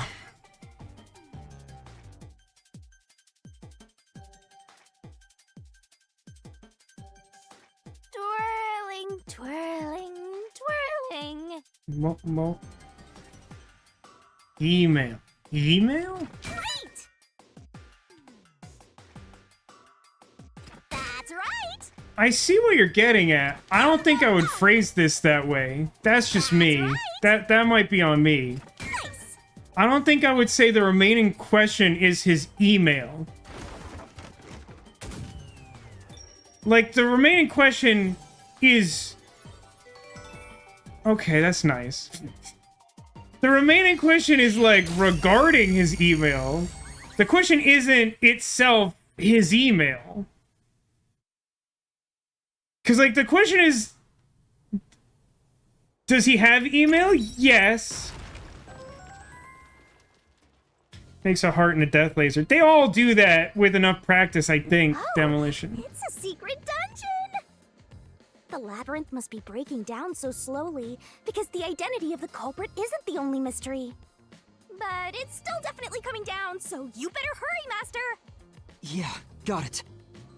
Yuma, I'll follow you to the end until you reach the truth. Thank you.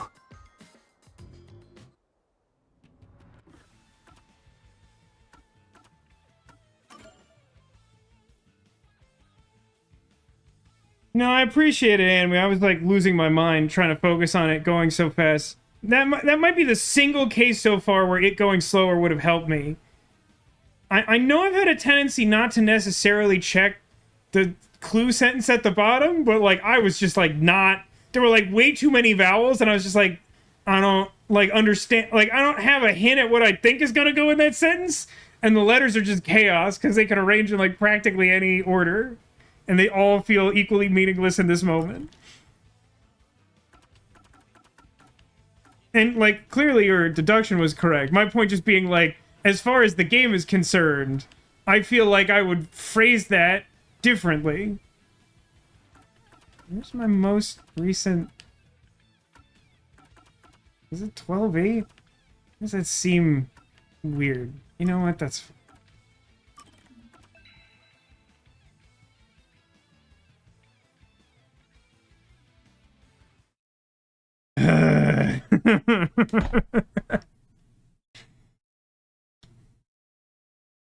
We never established a motive for why anyone... Well, that's the thing, is like, that's kind of what I was expecting, Anime. Is like, to me, the big question I would say is like, motive. But I don't think I would frame that per Dr. Huesca, because, I mean, even though he has a certain motive to like get out of there, to me the big question is like, why did the chief do it? It's not that I question his willingness to do it. It's that even though I don't necessarily think the character is like as above reproach as the game wants me to think that he is, I don't think that he would just randomly kill a guy. I feel like I assume that he has a reason. And the fact that that didn't come up when the game wants me to think he's such a stand-up guy seems super weird. Yeah, I mean, again, clearly you had the right idea, Anime. I'm just saying that, like, I feel like if I was making this game, that's not how I would phrase that specific question. That's all I'm saying. I don't know, man. This has been a long 4 hours, huh? How's everyone who's still awake? Are you good? I really shouldn't be streaming anymore. This has been a real struggle, and it's been a tough week.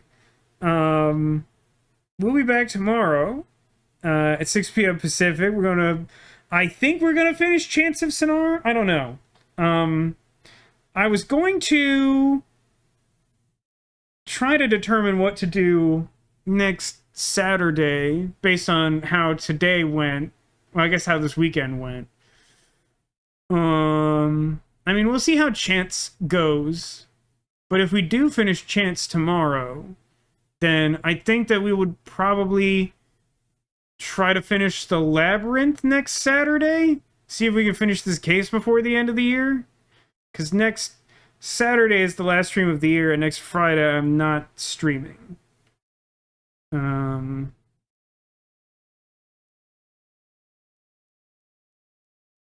Yep, I ran out of things to think about that.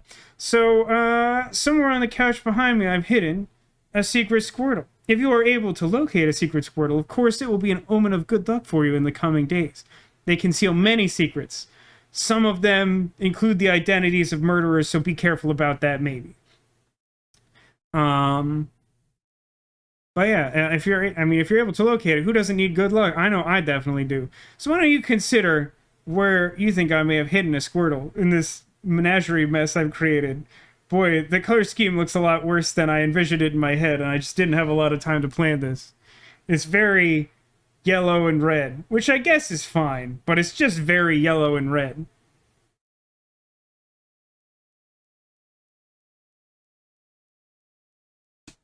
I'm surprised nobody commented on this. That actually took a lot of effort. He did not want to wear that hat, even though he is basically a little head.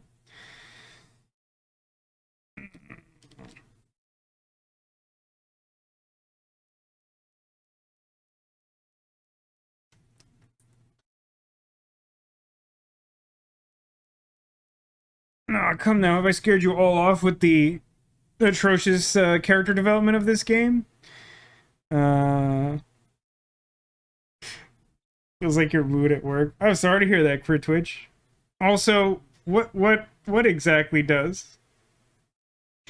Too much yellow and red, or not wanting to put a hat on despite being a little head?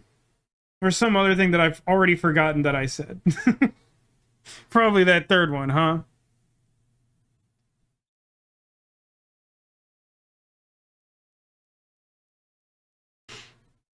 I don't know why I just did that. We got some Pokemon guesses. That's good. Pokemon are friends. Pokemon can be friends. Next case should be the last. At this point, that doesn't surprise me, anime. I think if you had said that even a week ago, I'd be a little mad about it. But, like, nah, at this point, I really don't foresee this game going more than one case further. Don't really have a clue as to exactly what on earth that's gonna look like, but I suspect that is true. Ah, my joints and things! Okay, yes, you're just in time. Of course, okay is prone to guessing that perhaps a Squirtle might be hiding inside of our octopus. He's in his rare, angry but not furious sort of pink octopus form today, because holidays. And he contains not a Squirtle, but a Ninja Turtle. He does have this fun hat on.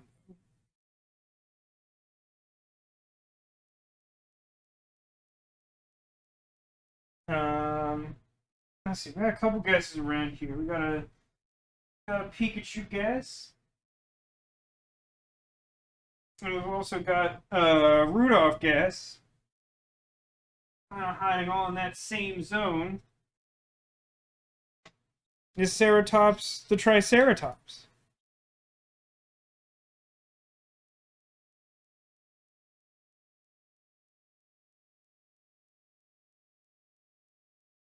And Sonic guessed Togepi.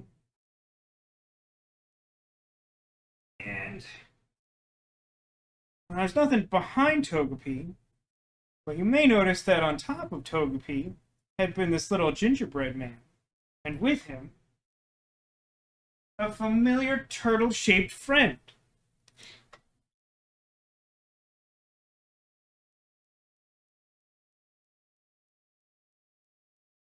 There's your location for your secret, Squirtle. Thanks, everybody, for watching. I feel very tired. Like, I definitely feel more tired than when I started, which isn't inherently surprising because 4 hours have passed. But I do feel like I've been streaming for like 12 hours instead of like 4. So I'm gonna go.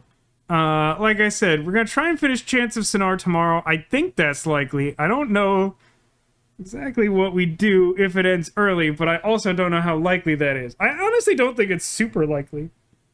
So we'll figure that out as it comes. So tomorrow, that next Saturday, to be determined, depending on how tomorrow goes. But we may try to finish what remains of this unexpected case next week, or we may have to finish Chants of Sonar then. Either way, we will try to tidy up something to start the new year fresh with something different. In the meantime, thanks everybody for watching. Thank you for being here. Thanks for being you, and I hope to see you again soon. I wish you good luck in what one of my work contacts called the holiday vortex, the stressful time between Thanksgiving and Christmas that is sort of the holidays, but also is more prone to stress than either individually. So take care of yourselves, and remember that you are Clawsome.